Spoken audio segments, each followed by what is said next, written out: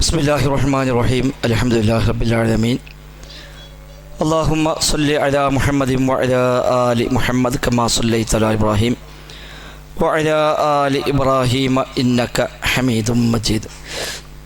അല്ലാഹുമ്മ ബാരിക് അലാ മുഹമ്മദിൻ വഅലാ ആലി മുഹമ്മദ് കമാ ബാറക്ത അലാ ഇബ്രാഹിം വഅലാ ആലി ഇബ്രാഹിം ഇന്നക ഹമീദും മജീദ്. أما بعد فإن خير الكلام كلام الله وخير السنن سنن محمد صلى الله عليه وسلم وشر الأمور محدثاتها وكل محدثة بدعة وكل بدعة ضلالة وكل ضلالة في النار. أعوذ بالله من الشيطان الرجيم. بسم الله الرحمن الرحيم. يا أيها الذين آمنوا اتقوا الله ഹഖ തുഖാതിഹി വലാ തമൂതുന്ന ഇല്ലാ വഅൻതും മുസ്ലിമൂൻ. ബഹുമാന്യരായ സഹോദരി സഹോദരികളെ, റഹ്മാനായ റബ്ബ് സുബ്ഹാനഹു വ തആലയുടെ നിയമ നിർദ്ദേശങ്ങൾ കഴിവിൻ്റെ പരമാവധി ജീവിതത്തിൽ പാലിക്കാൻ ശ്രമിച്ചുകൊണ്ട് തഖ്വയോടെ ജീവിക്കണേ എന്ന് പ്രത്യേകമായി ഓർമ്മപ്പെടുത്തുകയാണ്. റബ്ബ് സുബ്ഹാനഹു വ തആല നമുക്കെല്ലാം അതിന് തൗഫീഖ് പ്രദാനം ചെയ്യുമാറാവട്ടെ. ഖുതുബയുടെ അവസാനത്തിൽ സൂചിപ്പിച്ചതുപോലെ അബ്ദുല്ലാഹിബ്നു അംർ ഇബ്നു ആസ് റളിയല്ലാഹു അൻഹുവിൻ്റെ അവസാന സമയം നമ്മൾ സൂചിപ്പിക്കുകയുണ്ടായി. ജീവിതത്തിൽ വ്യത്യസ്തങ്ങളായ ഘട്ടങ്ങൾ താണ്ടിയിട്ടാണ് പലരും ജീവിച്ചു പോരാറുള്ളത്. ചുരുക്കം ചിലർ ചെറുപ്രായം മുതലേ ദീനുമായി ബന്ധപ്പെട്ട് ദീനിൻ്റെ വഴിയിലൂടെ ജീവിച്ച് വളർന്ന് ജീവിതം മുഴുവനും നന്മയിൽ അധിഷ്ഠിതമാക്കാൻ സൗഭാഗ്യം ലഭിച്ചവർ ഉണ്ടാകും. മറ്റു പലരും വ്യത്യസ്തമായ സാഹചര്യങ്ങൾ താണ്ടി ഒരുപക്ഷെ വളരെ മോശമായ ജീവിത രീതി സ്വീകരിച്ച് പിന്നീട് ഏതെങ്കിലും പശ്ചാത്തലത്തിൽ ഏതെങ്കിലും സാഹചര്യത്തിൽ തിരിച്ചറിവുണ്ടായി പശ്ചാത്തപിച്ചു മടങ്ങി ശിഷ്ടകാലം നന്നായവരുമുണ്ടാകും. ഇനി വേറെ ചിലർ കുറേ കാലം നല്ലവരായി ജീവിച്ച് അവസാനം വെച്ച് അതിൽ നിന്ന് ഒക്കെ പിന്തിരിഞ്ഞു പോയി അവസാനകാലം മോശക്കാരായി മാറിപ്പോകുന്ന ഭാഗ്യം കെട്ട മനുഷ്യന്മാരും ഉണ്ടാകും. ഹിദായത്ത് പ്രധാനമാണ്. കിട്ടിയ ഹിദായത്ത് നിലനിൽക്കൽ അതിലേറെ പ്രാധാന്യമുള്ളതാണ്. താബിഈങ്ങളിൽ പ്രധാനപ്പെട്ട ഒരു വലിയ പണ്ഡിതനാണ് ഫുളൈൽ ഇബ്നു ഇയാദ് റഹിമഹുല്ലാ. വലിയ പണ്ഡിതനാണ്. ധാരാളം ആപ്തവാക്യങ്ങൾ അദ്ദേഹത്തിൻ്റെതായി ഉദ്ധരിക്കപ്പെടുന്നുണ്ട്. പല ഗ്രന്ഥങ്ങൾ നമ്മൾ വായിക്കുമ്പോൾ അവിടെയൊക്കെ പല വിഷയം പറയുമ്പോഴും കാണാം ഫുളൈൽ ഇബ്നു ഇയാദ് പറഞ്ഞതുപോലെ എന്ന് പറഞ്ഞുകൊണ്ട് അദ്ദേഹത്തിൻ്റെ വചനങ്ങളെ എടുത്തുദ്ധരിക്കുന്നവരാണ് അദ്ദേഹത്തിന് ശേഷം ജീവിച്ച പണ്ഡിതന്മാരിൽ മഹാഭൂരിപക്ഷം ആളുകളും. ഫുളൈൽ ഇബ്നു ഇയാദ് റഹിമഹുല്ലയുടെ ജീവചരിത്രം വല്ലാത്ത അത്ഭുതമാണ്. അദ്ദേഹം 40 വയസ്സുവരെ ദീനിയായ ഒരു ബോധവുമില്ലാതെ എല്ലാ വേണ്ടാവൃത്തികളും മുഴുകി ജീവിച്ചവരായിരുന്നു അദ്ദേഹം. എന്നു മാത്രമല്ല, അദ്ദേഹത്തെ തൊഴിൽ എന്നത് വഴിയാത്രക്കാരെ കൊള്ളയടിക്കുക എന്നതായിരുന്നു.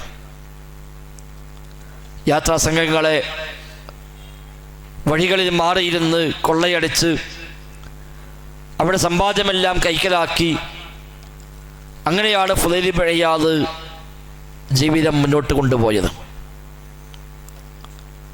എല്ലാ തോന്നിവാസങ്ങളും ജീവിതത്തിലുണ്ട്. അദ്ദേഹം താൻ ഇഷ്ടപ്പെട്ട ഒരു പെണ്ണിനെ പ്രാപിക്കുവാനായി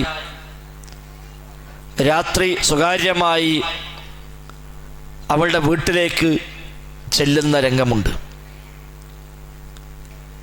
സ്വകാര്യമായി വിട്ടുചെന്ന് മതിൽ ചാടിക്കടന്ന് അവളെ വീട്ടിൽ കയറിപ്പറ്റി അവളെ പ്രാപിക്കാനായിരുന്നു ഫുദൈലിൻ്റെ ഉദ്ദേശം. അങ്ങനെ മതിൽ ചാടിക്കടക്കുമ്പോഴാണ് വീട്ടിനുള്ളിൽ നിന്ന് ഒരു ഖുർആനിക വചനം ഓതുന്നത് ഫുദൈൽ കേൾക്കുകയാണ്. അലം യഅനി ലില്ലദീന ആമനു അൻ തഖ്ശഅ ഖുലൂബുഹും ലിദിക്രില്ലാഹ്.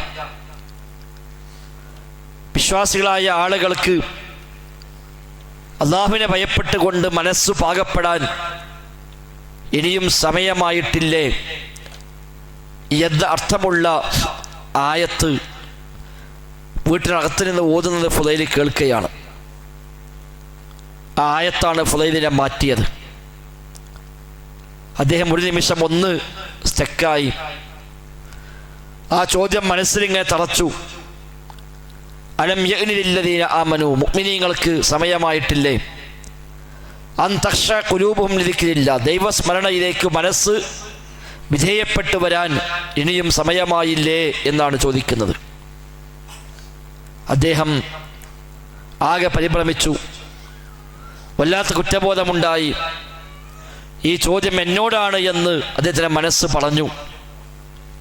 ബലായ റബ്ബി, ബലായ റബ്ബി, ബലായ റബ്ബി എന്ന് പറഞ്ഞുകൊണ്ട് അദ്ദേഹം അവിടുന്ന് തിരിച്ചിറങ്ങി. അതേ റബ്ബെ, സമയമായി, ഞാൻ മടങ്ങുകയാണ്, ഞാൻ കീഴ്പ്പെടാൻ തയ്യാറാണ്, ഞാനിതാ പശ്ചാത്തപിക്കാൻ തയ്യാറാണ് എന്ന് പറഞ്ഞ് ഫുദൈൽ അവിടുന്ന് തിരിച്ചു പോരുകയാണ്. ഇനി എന്താ ചെയ്യാന്നറിയില്ല, എവിടെ പോകുമെന്നറിയില്ല.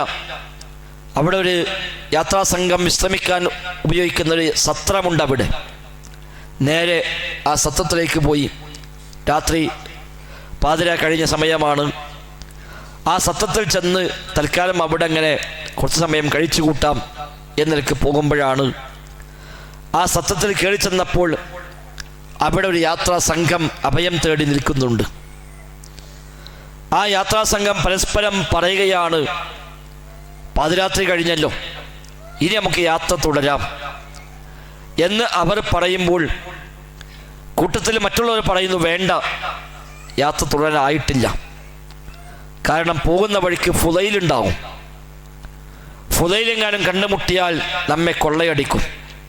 അതുകൊണ്ട് കുറച്ചുകൂടെ സമയം കഴിയട്ടെ, ഒന്നുകൂടെ സുബ്ഹിയോടടുക്കട്ടെ, എന്നിട്ട് നമുക്ക് പുറപ്പെടാം എന്ന് അവർ തമ്മിൽ പറയുന്നതാണ് ഫുദൈൽ കേൾക്കുന്നത്. അദ്ദേഹം ഒന്നുകൂടെ കുറ്റബോധം വർദ്ധിച്ചു. അദ്ദേഹം പറഞ്ഞു, ഇവരൊക്കെ എന്നെ പേടിച്ചുകൊണ്ട് ജീവിക്കുന്നു, എന്നിട്ടും എനിക്ക് അള്ളാനെ പേടിക്കാൻ സമയമായിട്ടില്ലല്ലോ എന്ന് അദ്ദേഹം തിരിച്ചറിയുകയും അദ്ദേഹം പശ്ചാത്തപിക്കുകയും ജീവിതത്തെ റൂട്ട് അവിടെ വെച്ച് മാറുകയും ചെയ്തുവെന്നാണ്. അദ്ദേഹം തീരുമാനിച്ചു, ഏതായാലും മക്കയിൽ പോകണം, മസ്ജിദുൽ ഹറാമിനെ പരിസരത്ത് പോയി കൂടണം, അവിടെ ചെന്ന് ഇബാദത്തിൽ മുഴുകണം, ദീനു പഠിക്കണം. ഒന്നും അറിയില്ല, ദീനൊന്നും പഠിച്ചിട്ടില്ല. അങ്ങനെ 40-ാം വയസ്സ് അദ്ദേഹം മക്കത്തേക്ക് പോയി. അവിടെ ചെന്ന് കൂടി ദീനു പഠിച്ചു. മക്കയിൽ വരുന്ന എല്ലാ പണ്ഡിതന്മാരുടെയും കൂടെ അദ്ദേഹം താമസിച്ചു. അവിടെ നിന്നൊക്കെ ദീനു പഠിച്ചു. വലിയ പണ്ഡിതനായി മാറി, വലിയ ഇമാമായി അറിയപ്പെട്ടു. ധാരാളം ആപ്തവാക്യങ്ങൾ അദ്ദേഹത്തിൻ്റെതായി ഇന്നും 1300 കൊല്ലം കഴിഞ്ഞിട്ട് ഇപ്പോഴും അത് ഉദ്ധരിക്കപ്പെട്ട് പോയിക്കൊണ്ടിരിക്കുന്നു. മിൻ അഇമ്മത്തി താബിഈൻ, താബിഈങ്ങളുടെ ഇമാമുമാരിൽപ്പെട്ടൊരു ഇമാം എന്നാണ് ചരിത്രകാരന്മാർ ഇന്ന് ഫുദൈലിൻ്റെ പേര് പറയുമ്പോൾ പരാമർശിക്കാറുള്ളത്. ഒരു മനുഷ്യൻ്റെ മാറ്റമാണ് സഹോദരങ്ങളെ അതൊക്കെ. എപ്പോൾ എവിടെ വെച്ച് മാറുന്നുള്ളത് പറയാൻ പറ്റില്ല. മാറ്റം നന്മയിലേക്കാവാം, മാറ്റം തിന്മയിലേക്കാവാം.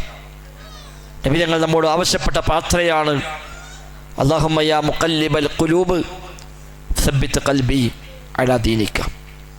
അല്ലാഹുവേ, കൽബുകളെ മാറ്റിമറിക്കുന്നവനെ, എൻ്റെ കൽബിനെ ദീനിൽ ഉറപ്പിക്കണമെന്ന്. കൽബ് അല്ലാഹു തആല മാറ്റിക്കൊണ്ടേയിരിക്കും. അഥവാ കൽബ് എന്നുള്ള പേര് തന്നെ കൽബ്, കലബ എന്ന് പറയാൻ മറിച്ചു എന്നർത്ഥം.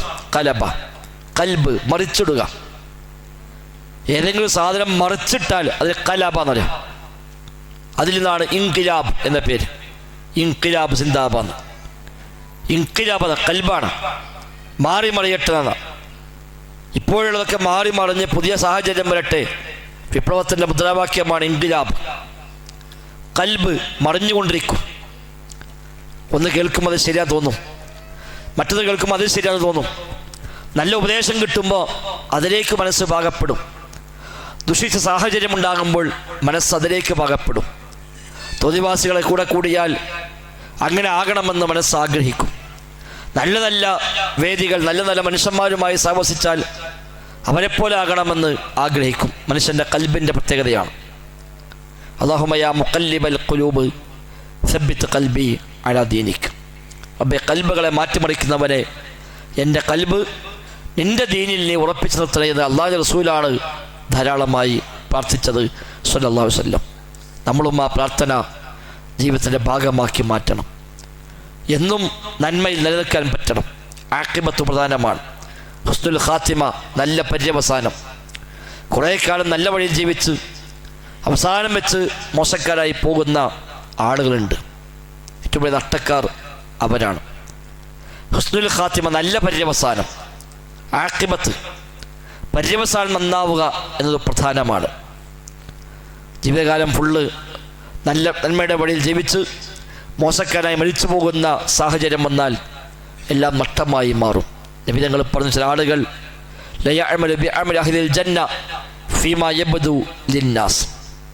ദീർഘമായ കാലം സ്വർഗാവകാശികളുടെ കർമ്മങ്ങൾ ഒരാൾ ചെയ്തുകൊണ്ടേയിരിക്കും.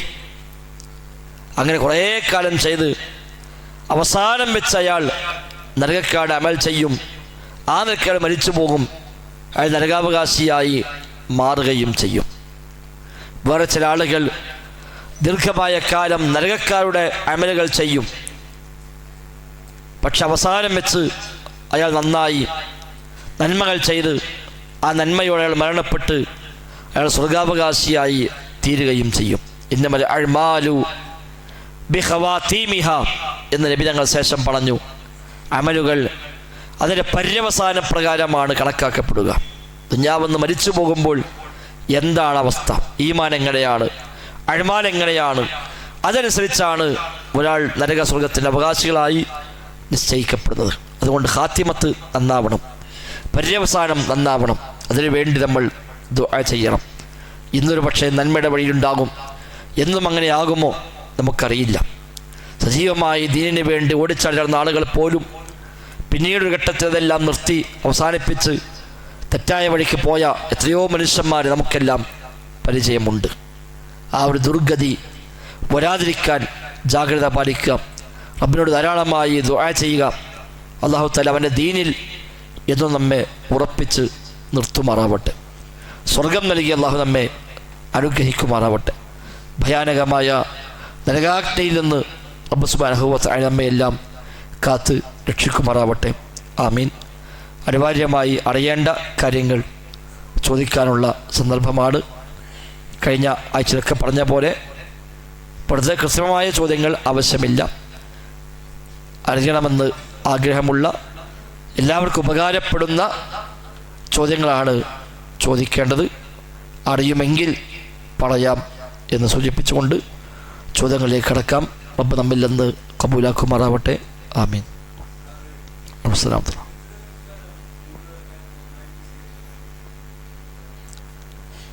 പറ്റും. വിത്തർ 3 റക്അത്ത് ഒന്നാകെ നിസ്കരിക്കാൻ പറ്റുമെന്നാണ്. 2 റക്അത്ത് സലാം കിട്ടാതെ അത് പറ്റും. അത്തഹിയാത്ത് പിന്നെ നിർവഹിക്കാം, അല്ലാതെയും ആവാം. 2 രീതിയിലും പണ്ഡിതന്മാരുടെ ഫത്വകൾ വന്നിട്ടുണ്ട്. 3 ഒന്നിച്ചാവാം, 5 ഒന്നിച്ചാവാം, 7 ഒന്നിച്ചാവാം. എങ്ങനെ നിസ്കരിക്കാം?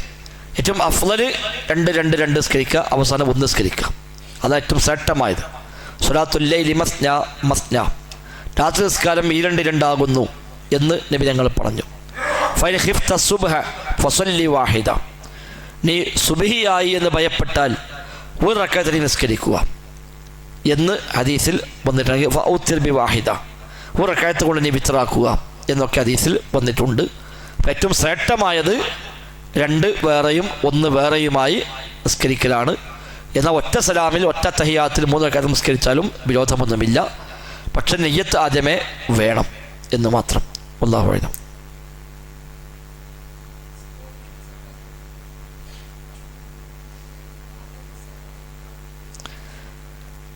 സ്റ്റോക്ക് എടുക്കുമ്പോൾ വിൽക്കാൻ ഉദ്ദേശിക്കുന്ന പൈസയാണ് കൂട്ടേണ്ടത്. മാർക്കറ്റ് റേറ്റ്, അന്നത്തെ മാർക്കറ്റ് റേറ്റ്, വിൽക്കാൻ ഉദ്ദേശിക്കുന്നത് അന്നത്തെ മാർക്കറ്റ് റേറ്റ് എന്താണോ അതാണ് കണക്കാക്കേണ്ടത്.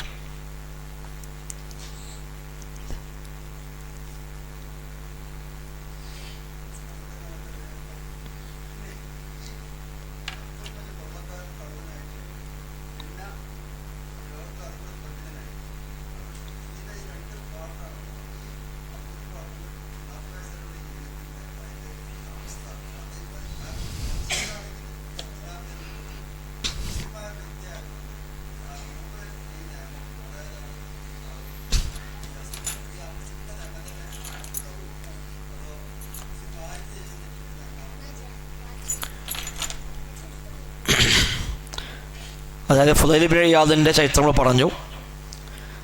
ഇപ്പം 40 വയസ്സ് വരെ തോന്നിവാസിയായി ജീവിച്ച ഒരാൾ പിന്നെ നന്നായാൽ അതോടുകൂടി കഴിഞ്ഞകാല പാപങ്ങൾ പൊറുക്കപ്പെടുമോ? ഒരു മുസ്ലിം ആയാൽ എല്ലാം പൊറുക്കുമെന്ന് പറഞ്ഞല്ലോ, അതുപോലെ പൊറുക്കുമോ എന്നാണ്. അതുകൊണ്ട് മാത്രം പൊറുക്കും എന്ന് പറയാൻ നമുക്ക് തെളിവുകൾ ലഭ്യമല്ല. മുസ്ലിം അല്ലാത്തൊരാൾ ഇസ്ലാം സ്വീകരിച്ചു വരുമ്പോൾ അതിന് മുമ്പുള്ളതെല്ലാം പുറത്തു പോകും. അൽ ഇസ്ലാമു യഹ്ദിമു മാ കാന ഖബ്ല, ഇസ്ലാം അതിന് മുമ്പുള്ളതിനെയെല്ലാം തകർത്ത് കളയും എന്ന ഹദീസിലുണ്ട്. അതേപോലെ ഒരാൾ നന്നായി എന്നുകൊണ്ട് മാത്രം കഴിഞ്ഞ കാലം പൊറുക്കും എന്ന് പറഞ്ഞിട്ടില്ല. ഇല്ലല്ലദീ താബു വഅസ്ലഹു വബയ്യനു എന്നാണ് അല്ലാഹു തആല പറഞ്ഞത്. തൗബ ചെയ്യണം, ഇല്ലല്ലദീ താബു, തൗബ ചെയ്യണം, പശ്ചാത്തപിക്കണം. വഅസ്ലഹു, സൃഷ്ടകാലം നന്നാവുകയും വേണം. വബയ്യനു, വ്യക്തമാക്കേണ്ട കാര്യങ്ങളൊക്കെ വ്യക്തമാക്കി കൊടുക്കുകയും ചെയ്യണം. തൗബ വേണം, അതാണ് പ്രധാനം. തൗബ ചെയ്താൽ എല്ലാം പൊറുക്കുമെന്നാണ് അള്ളാഹുവിൻ്റെ ഓഫർ. ഇസ്ലാമിലേക്ക് വരുമ്പോൾ യഥാർത്ഥ തൗബയാണ്. അതെ പറയാം, ഇസ്ലാമിലേക്ക് വരുമ്പോൾ അത് യഥാർത്ഥത്തിൽ തൗബയാണ്. ആ ജീവിതം തെറ്റാതെ മനസ്സിലായി, ശരിയായ വഴി മനസ്സിലായി, ആ വഴി അയാൾ സ്വീകരിച്ചു. ഇസ്ലാമിലുള്ള ഒരാളെ സംബന്ധിച്ച് അയാൾക്ക് നേരത്തെ അറിയാം ഇതൊക്കെ തെറ്റാണെന്നറിയാം. പക്ഷേ ഒരു ബോധമില്ലായ്മ കൊണ്ട്, അശ്രദ്ധ കൊണ്ട് ഒക്കെ ആയിരിക്കാം ഒരു പക്ഷേ തെറ്റായ വഴി ഒരാൾ സ്വീകരിക്കുന്നത്. അപ്പോൾ തൗബ ചെയ്യലാണ് അതിനുള്ള പരിഹാരം. ആത്മാർത്ഥമായി പശ്ചാത്തപിച്ചാൽ അല്ലാഹു തആല പൊറുക്കും. അത്താഇബു മിനൽ ദംബി കമൻ ലാ ദംബ ലഹ് എന്നാണ്. തെറ്റിൽ നിന്ന് തൗബ ചെയ്ത ഒരാൾ തെറ്റില്ലാത്തവനെ പോലെയാണ് എന്ന് കാണാൻ കഴിയും.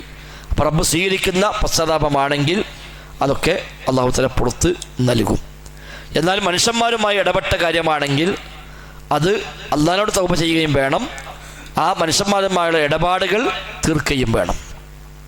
തെറ്റുകൾ 2 രൂപത്തിലാണ്. ഒന്ന് റബ്ബുമായി മാത്രം ബന്ധപ്പെടുന്ന തെറ്റുകൾ, മദ്യപിച്ചു, വ്യഭിചരിച്ചു, ഇതൊക്കെ അല്ല ചെയ്യാൻ പാടില്ല എന്ന് പറഞ്ഞ കാര്യം അവൻ ചെയ്തതാണ്, അത് പടച്ചോൻ പുറത്താൻ കഴിഞ്ഞു.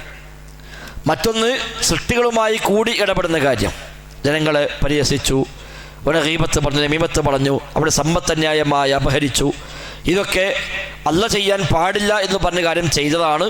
അതോടൊപ്പം മനുഷ്യന്മാരുമായി ഇടപെട്ട കാര്യവുമാണ്. അവിടെ ആളുകളുമായി ഇടപെട്ടത് അവർ ഒഴിവാക്കി തരണം. പടച്ചോന കൽപ്പന ധിക്കരിച്ചതിന് അല്ലാഹു തആല മാപ്പ് നൽകുകയും വേണം. അതാണ് തൗബയുടെ സത്ത് പറയുമ്പോൾ 4 കാര്യമാണ് പറയുക.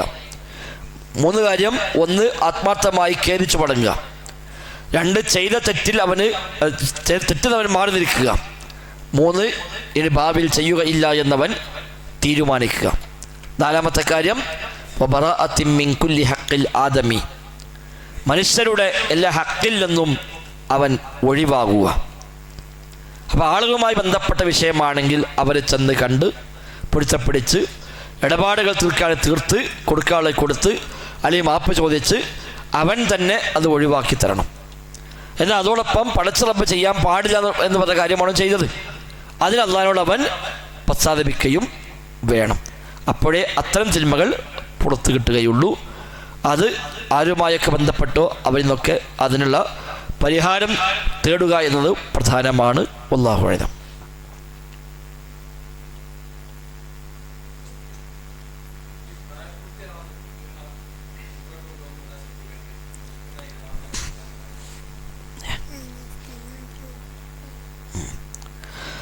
പ്രായപൂർത്തിയാവാത്ത കുട്ടികൾ അവരെ ഉംറക്ക് ഹജ്ജിന് ഒക്കെ കൊണ്ടുപോകുമ്പോൾ ശ്രദ്ധിക്കേണ്ട കാര്യങ്ങൾ, അവർക്ക് ഹജ്ജ് ചെയ്യാം, ഉംറ ചെയ്യാം. എന്നാൽ അവർക്ക് ബാധ്യതയുള്ള ഹജ്ജോ ഉംറക്കോ പകരം അത് മതിയാവുകയില്ല. അത് പ്രായപൂർത്തിയായതിനു ശേഷം അവരുടെ ബാധ്യതയുള്ള ഹജ്ജ് ഒരുപാട് തന്നെ ചെയ്യണം.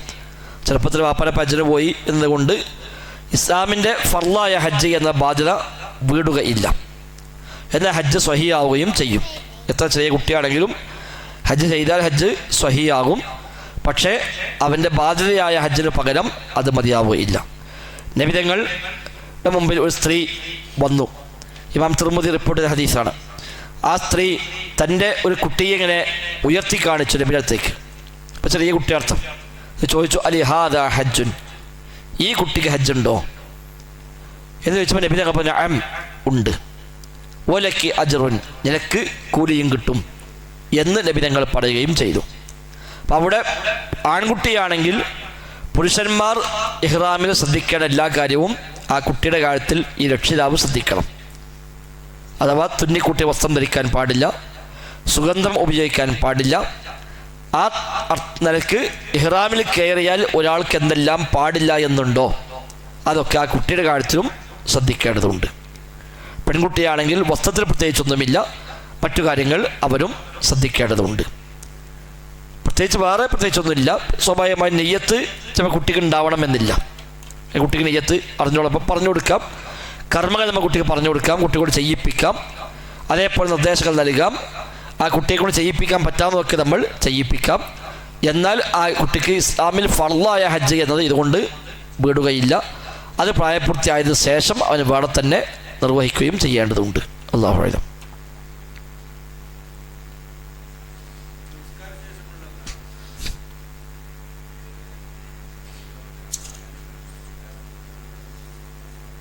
പ്രധാനം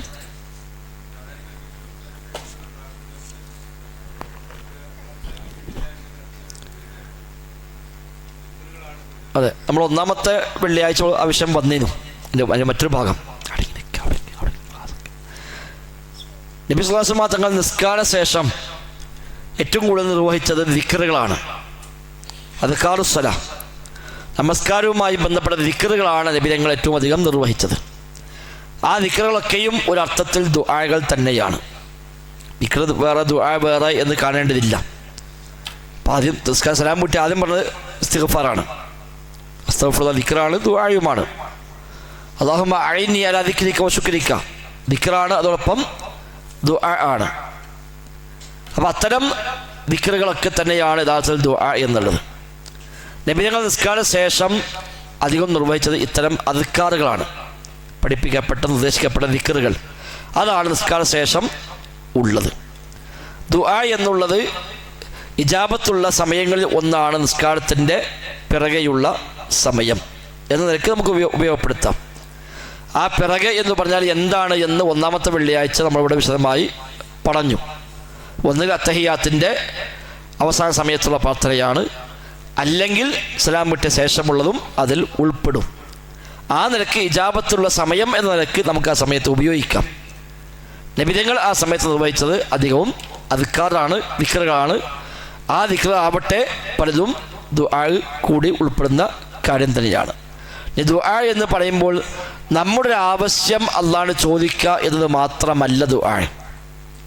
ആൾക്ക് അങ്ങനെ ധാരണ ഉണ്ട്, നമ്മുടെ ആവശ്യം നിർവഹിക്കാൻ വേണ്ടി തേടലാണ് ദുആ. അതുമാത്രമല്ല, ദുആ യഥാർത്ഥത്തിൽ നമ്മുടെ ദൗർബല്യം പ്രകടിപ്പിക്കൽ ദുആ ആണ്, അല്ലാഹുവിന്റെ മഹത്വം അംഗീകരിക്കൽ ദുആ ആണ്. അഫ്ദൽ ദുആ അൽഹംദുലില്ലാ എന്ന് കാണാം. ഏറ്റവും ശ്രേഷ്ഠമായ ദുആ അൽഹംദുലില്ലയാണ്. അതിലിപ്പോൾ എന്തൊരു ആവശ്യം ചോദിക്കാനുള്ളത് ഇല്ലല്ലോ. ചിലപ്പോൾ ആവശ്യം ചോദിച്ചോളന്നില്ല, നമ്മുടെ ഒരു പോരായ്മ, നമ്മുടെ ദൗർബല്യം എടുത്തു പറയാം, അത് ദുആ ആണ്. റബ്ബി ഇന്നി വഹനൽ അൽമു മിന്നി വസ്തഅ റഅസു ശൈബ വലം അകുൻ ബിദുആഇക റബ്ബി ശഖിയ്യ. സക്കറിയ നബിയുടെ ദുആ, അല്ലാഹുവേ എൻ്റെ എല്ലൊക്കെ ബലമില്ലാതായി, തലയൊക്കെ നരച്ച് തിളങ്ങി റബ്ബേ, എന്നോട് പ്രാർത്ഥിച്ച് ഞാൻ പരാജയപ്പെട്ടിട്ടില്ല. അവിടെ ഇപ്പോൾ ഇൽഹാറുൽ ദുഅഫ് പറയും, തൻ്റെ ദൗർബല്യം പ്രകടിപ്പിക്കുകയാണ്. വയസ്സായി, എല്ലൊക്കെ ബലമില്ലാതായി, തലയൊക്കെ നരച്ചു റബ്ബേ എന്ന് പറഞ്ഞാൽ അത് ദുആ ആണോ? ദുആ ആണ്. റബ്ബി ഇന്നി ലിമാ അൻസൽത ലി മിൻ ഖൈരിൻ ഫഖീർ, മൂസാ നബിയുടെ ദുആയാണ്. ഈജിപ്തിൽ നിന്ന് രക്ഷപ്പെട്ടു പോയി മദിയൻ എന്ന നാട്ടിലെത്തി. അവിടെ ചെന്ന് ഇരിക്കുമ്പോൾ ഒരു അന്യനാട്, ഒരാളും പരിചയമില്ല. ഒരു മരത്തിൽ തണലിൽ പോയി അദ്ദേഹം ഇരിക്കുകയാണ്. ഇനി എന്താ ചെയ്യേണ്ടത് അറിയില്ല, എങ്ങോട്ടാണ് പോകേണ്ടത് അറിയില്ല, ഒരാളും പരിചയം പോലുമില്ല. ആ സമയത്ത് മൂസാ നബിയുടെ ദുആ, റബ്ബി ഇന്നി ലിമാ അൻസൽത ഇലയ്യ മിൻ ഖൈരിൻ ഫഖീർ. അല്ലാഹുവേ, നീ ഇറക്കുന്ന ഏത് ഖൈറും ഞാനിപ്പോൾ ആവശ്യക്കാരാണ് റബ്ബേ. ഇറക്കണേന്ന് പറഞ്ഞിട്ടില്ല, നീ ഇറക്കുന്ന ഏത് ഖൈറും ഞാനിപ്പോൾ ആവശ്യക്കാരനാണ്. അത് ദുആയാണ്, തസ്ബീഹ് ദുആയാണ്, സുബ്ഹാനല്ലാഹ് ദുആയാണ്. അപ്പം അള്ളാഹിൻ്റെ മഹത്വം അംഗീകരിക്കുക, അതിലൊരു പ്രാർത്ഥനയുണ്ട്. നമ്മുടെ എളിമയും ദൗർബല്യവും അള്ളാഹിൻ്റെ മുമ്പിൽ പ്രകടിപ്പിക്കുക, അതിലൊരു ദുആ ഉണ്ട്. ആവശ്യം നിറവേറാൻ വേണ്ടി ചോദിക്കുക, അതും ഒരു ദുആ തന്നെയാവുന്നു. തഫ്സീർ റാസിയിലൊക്കെ കാണാം, ദുആ എന്നുള്ളത് യുഫീദു മഅരിഫത ഇസ്സത്തി റുബൂബിയ്യ വദില്ലത്തിൽ ഉബൂദിയ്യ. അള്ളാഹുവിൻ്റെ റുബൂബിയ്യത്തിൻ്റെ ഇസ്സത്തും അടിമയുടെ എളിമത്വവും അത് തിരിച്ചറിയലാണ്, പ്രകടിപ്പിക്കലാണ് ദുആ എന്നാണ്. അപ്പോൾ ആവശ്യം ചോദിക്കുക എന്നത് മാത്രമല്ല, അതും പ്രാർത്ഥനയാണ്. അതില്ലെങ്കിലും ദുആ ദിക്റുകൾക്കൊക്കെ ഒരർത്ഥത്തിൽ ദുആ എന്ന് പറയാം. വല്ലാഹു അഅലം.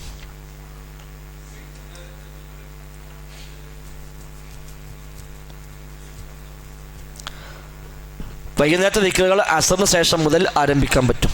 അസർ മുതൽ മസാ എന്ന ആ ഹുക്മിലേക്ക് എത്തും. അപ്പോൾ അസറിന് ശേഷമാവാം, മഗ്‌രിബിന് ശേഷമാവാം, വിശാലമായ സമയമുണ്ട് ആ ദിക്റുകൾക്ക് എന്ന് മനസ്സിലാക്കാം.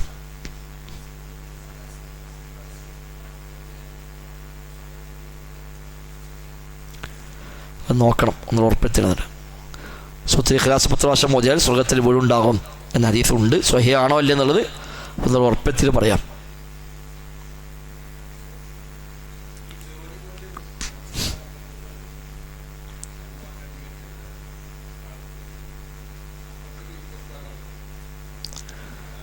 അതെ,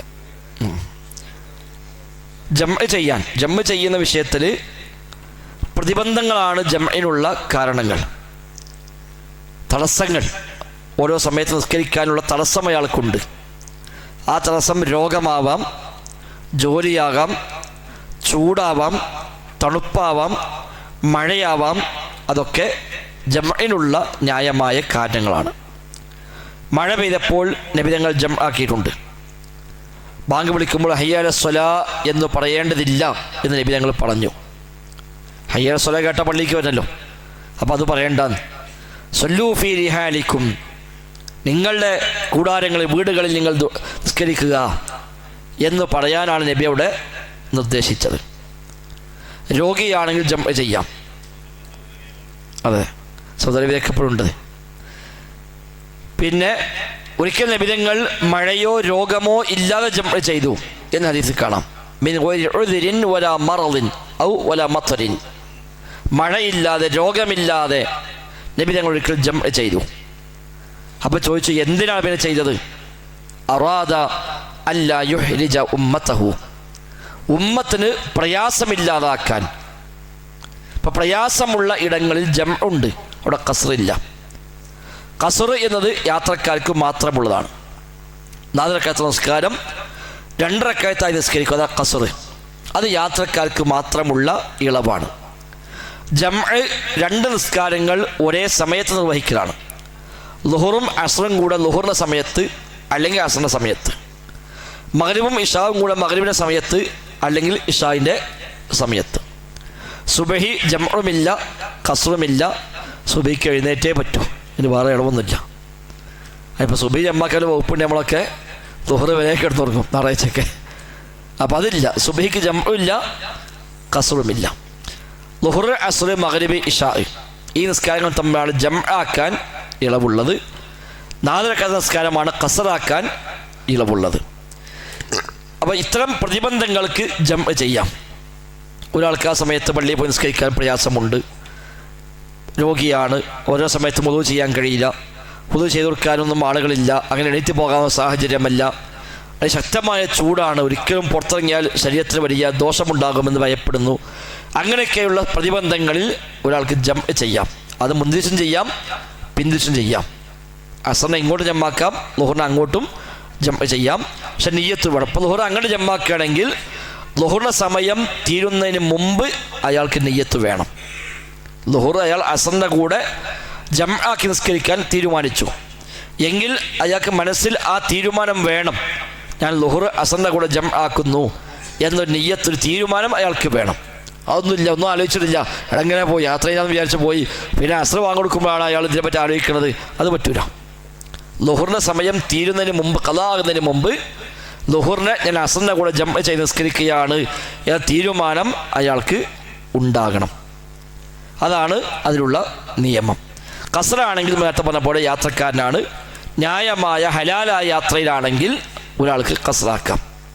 ഹറാമായ യാത്രയിൽ ഖസ്റാക്കാൻ പറ്റുമോ ഇല്ല എന്നതിൽ അഭിപ്രായ വ്യത്യാസമുണ്ട്. പ്രബലാഭിപ്രായം പറ്റില്ല എന്നാണ്. ഒരു ഹറാമിന് വേണ്ടി യാത്ര പോവുകയാണ്, അപ്പോൾ ആ യാത്രയിൽ ഖസ്റാക്കുക അത് പറ്റില്ല. അത് അള്ളാഹിനെ ഒരു പരിഹസിക്കുന്നതിന് തുല്യമാണ്. അപ്പം ന്യായമായ ഹലാലായ യാത്രയിലാണ് ഖസ്റാക്കുള്ളത്.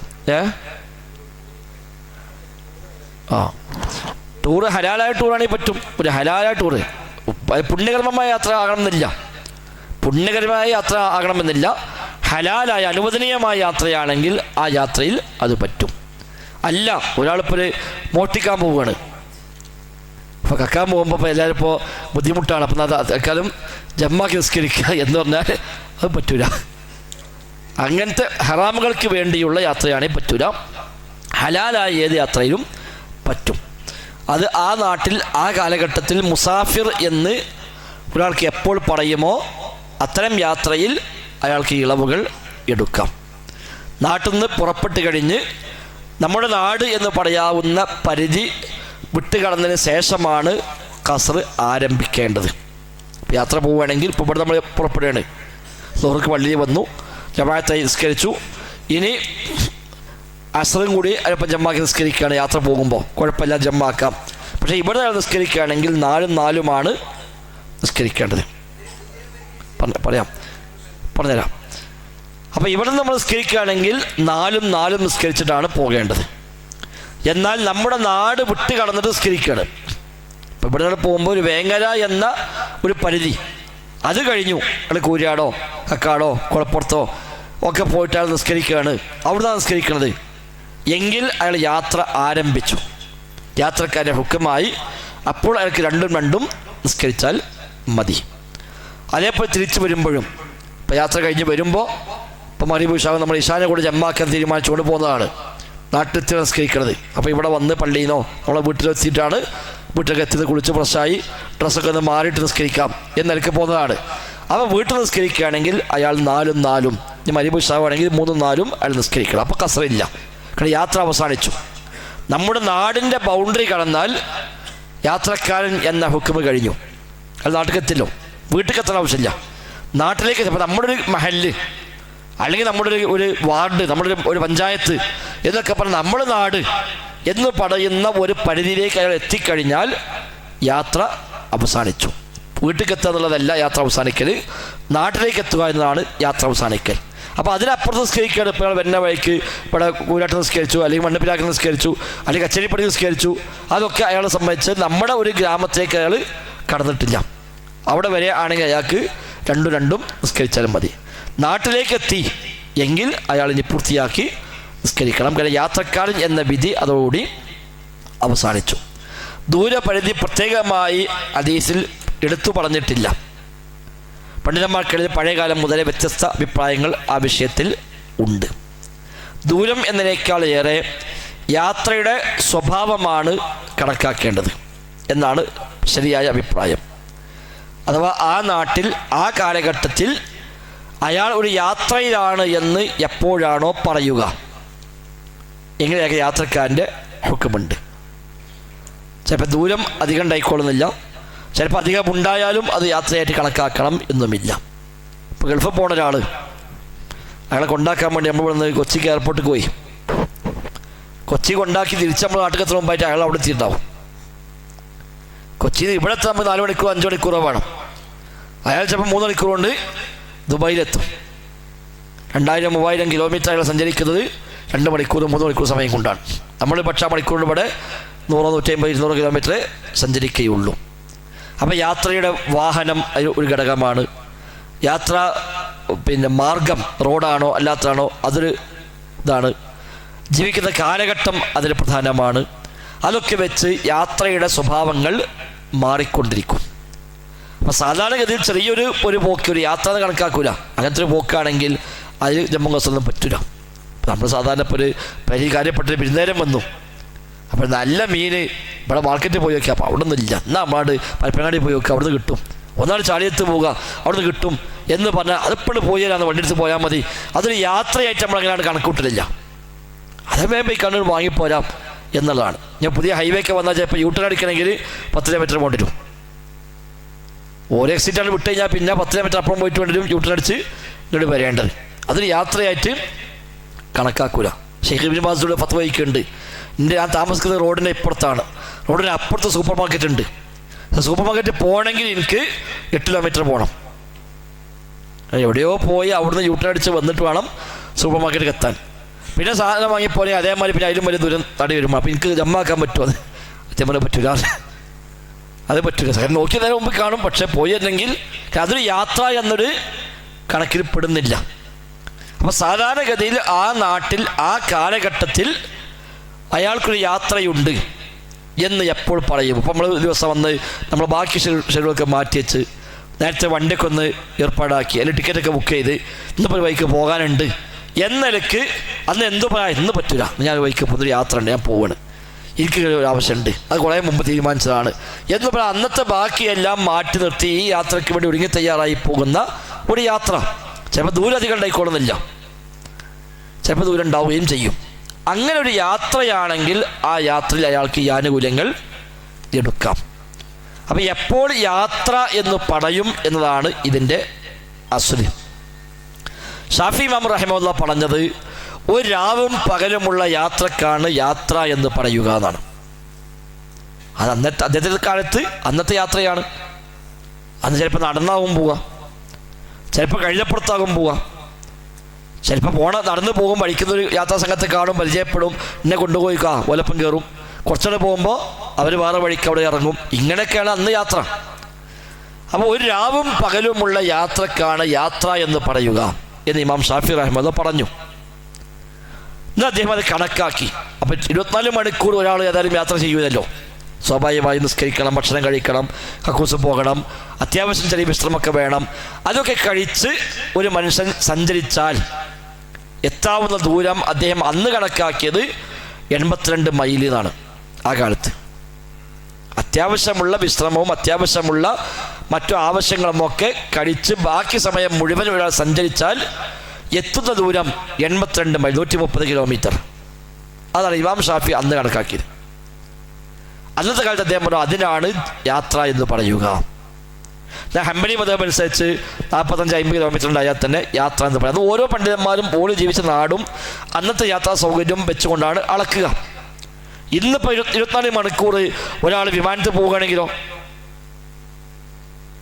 അയാൾക്ക് ലോകത്ത് എവിടെയും പോകാൻ പറ്റും. 24 മണിക്കൂർ കൊണ്ട് അയാൾക്ക് വേണമെങ്കിൽ ലോകം മുഴുവൻ കറങ്ങിപ്പോരാനും ഇന്ന് സൗകര്യമുണ്ട്. അപ്പോൾ 24 മണിക്കൂർ യാത്ര എന്ന് പറയുള്ളൂ എന്നുണ്ടെങ്കിൽ എളുപ്പം പോകുന്ന ഒരാൾക്കും ഒന്നും ജമ്മു കാശ്മീരാക്കാൻ പറ്റില്ല ഇന്നത്തെ അവസ്ഥയിൽ.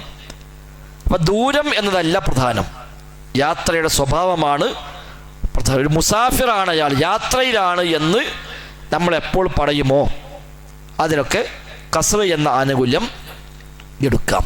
അപ്പം നേരത്തെ ഒരുങ്ങി തയ്യാറായി വണ്ടിയൊക്കെ നേരത്തെ ബുക്ക് ചെയ്തു, അല്ലെങ്കിൽ വണ്ടി ഒരു അതിനനുസരിച്ച് അവിടെ ബ്ലോക്ക് ചെയ്തിട്ടു, അല്ലെങ്കിൽ ടിക്കറ്റ് ബുക്ക് ചെയ്തു, അതിന് വേണ്ട ഡ്രസ്സും ലഗേജും ഒക്കെ ഒന്ന് എടുത്തു, അങ്ങനെ ഇന്നൊരു വഴിക്ക് പോകാനുണ്ടെന്നതൊക്കെയുള്ള ഒരു പോക്ക്, അതിലാണ് സാധാരണ യാത്ര എന്ന് പറയാറുള്ളത്. അങ്ങനെ ഒരാൾ യാത്രയിലാണോ യാത്രക്കാരൻ എല്ലാ ഇളവും അയാൾക്കുണ്ട്. ആ ദൂരം കുറച്ചാണെങ്കിലും കൂടുതലാണെങ്കിലും ഖസ്റാക്കൽ. ഇനി നമുക്ക് നമ്മുടെ ഒരു യാത്രയെ പറ്റി നമുക്ക് സംശയമുണ്ട്, അങ്ങനെ പാകമില്ലേ, എന്നാൽ ഖസ്റാക്കണ്ട, ജമ്മാക്കി കൂടി ജമ്മ ചെയ്യാം, 4 നാൾ നിസ്കരിക്കാം. ഖസ്റാക്കൽ മുസാഫിർ എന്ന ഹുക്മിലേക്ക് എത്തുമ്പോഴാണ് വല്ലാഹു അഅലം. എത്ര ദിവസം വരെ ആനുകൂല്യമെടുക്കാം എന്നതിന് ഏറ്റവും ശരിയായ അഭിപ്രായം, യാത്ര സാധാരണഗതി 2 തരം യാത്രകളുണ്ട്. എല്ലാ യാത്രക്കാരും ഒരേ ഹുക്കുമല്ല. അപ്പം നമ്മളൊരു ഇവിടെ ഗൾഫിലേക്ക് പോകണ ജോലിക്ക് നമ്മൾ നേരെ കയറി അവിടെ എത്തി പിറ്റേ നമ്മൾ ഡ്യൂട്ടിക്ക് വരുന്നു, തിരിച്ചവിടുന്ന് ഇങ്ങോട്ട് വരുന്നു. അതും അതേപോലെ അവിടെ നമ്മൾ ഒരു പർപ്പസ് മനസ്സിൽ വെച്ച് പോവുകയാണ്.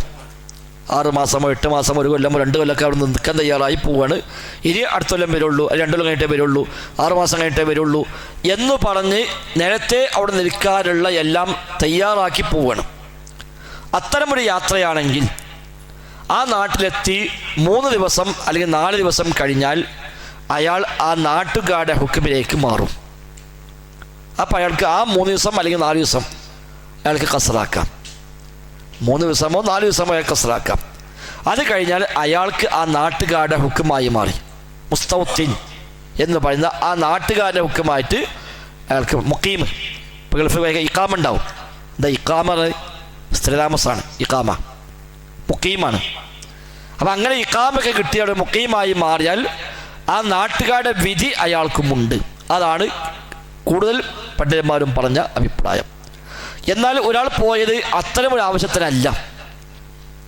ഒരു സംഗതിക്ക് പോയി ആ സംഗതി നാളെ ശരിയായാൽ നാളെ തിരിച്ചു പോരും.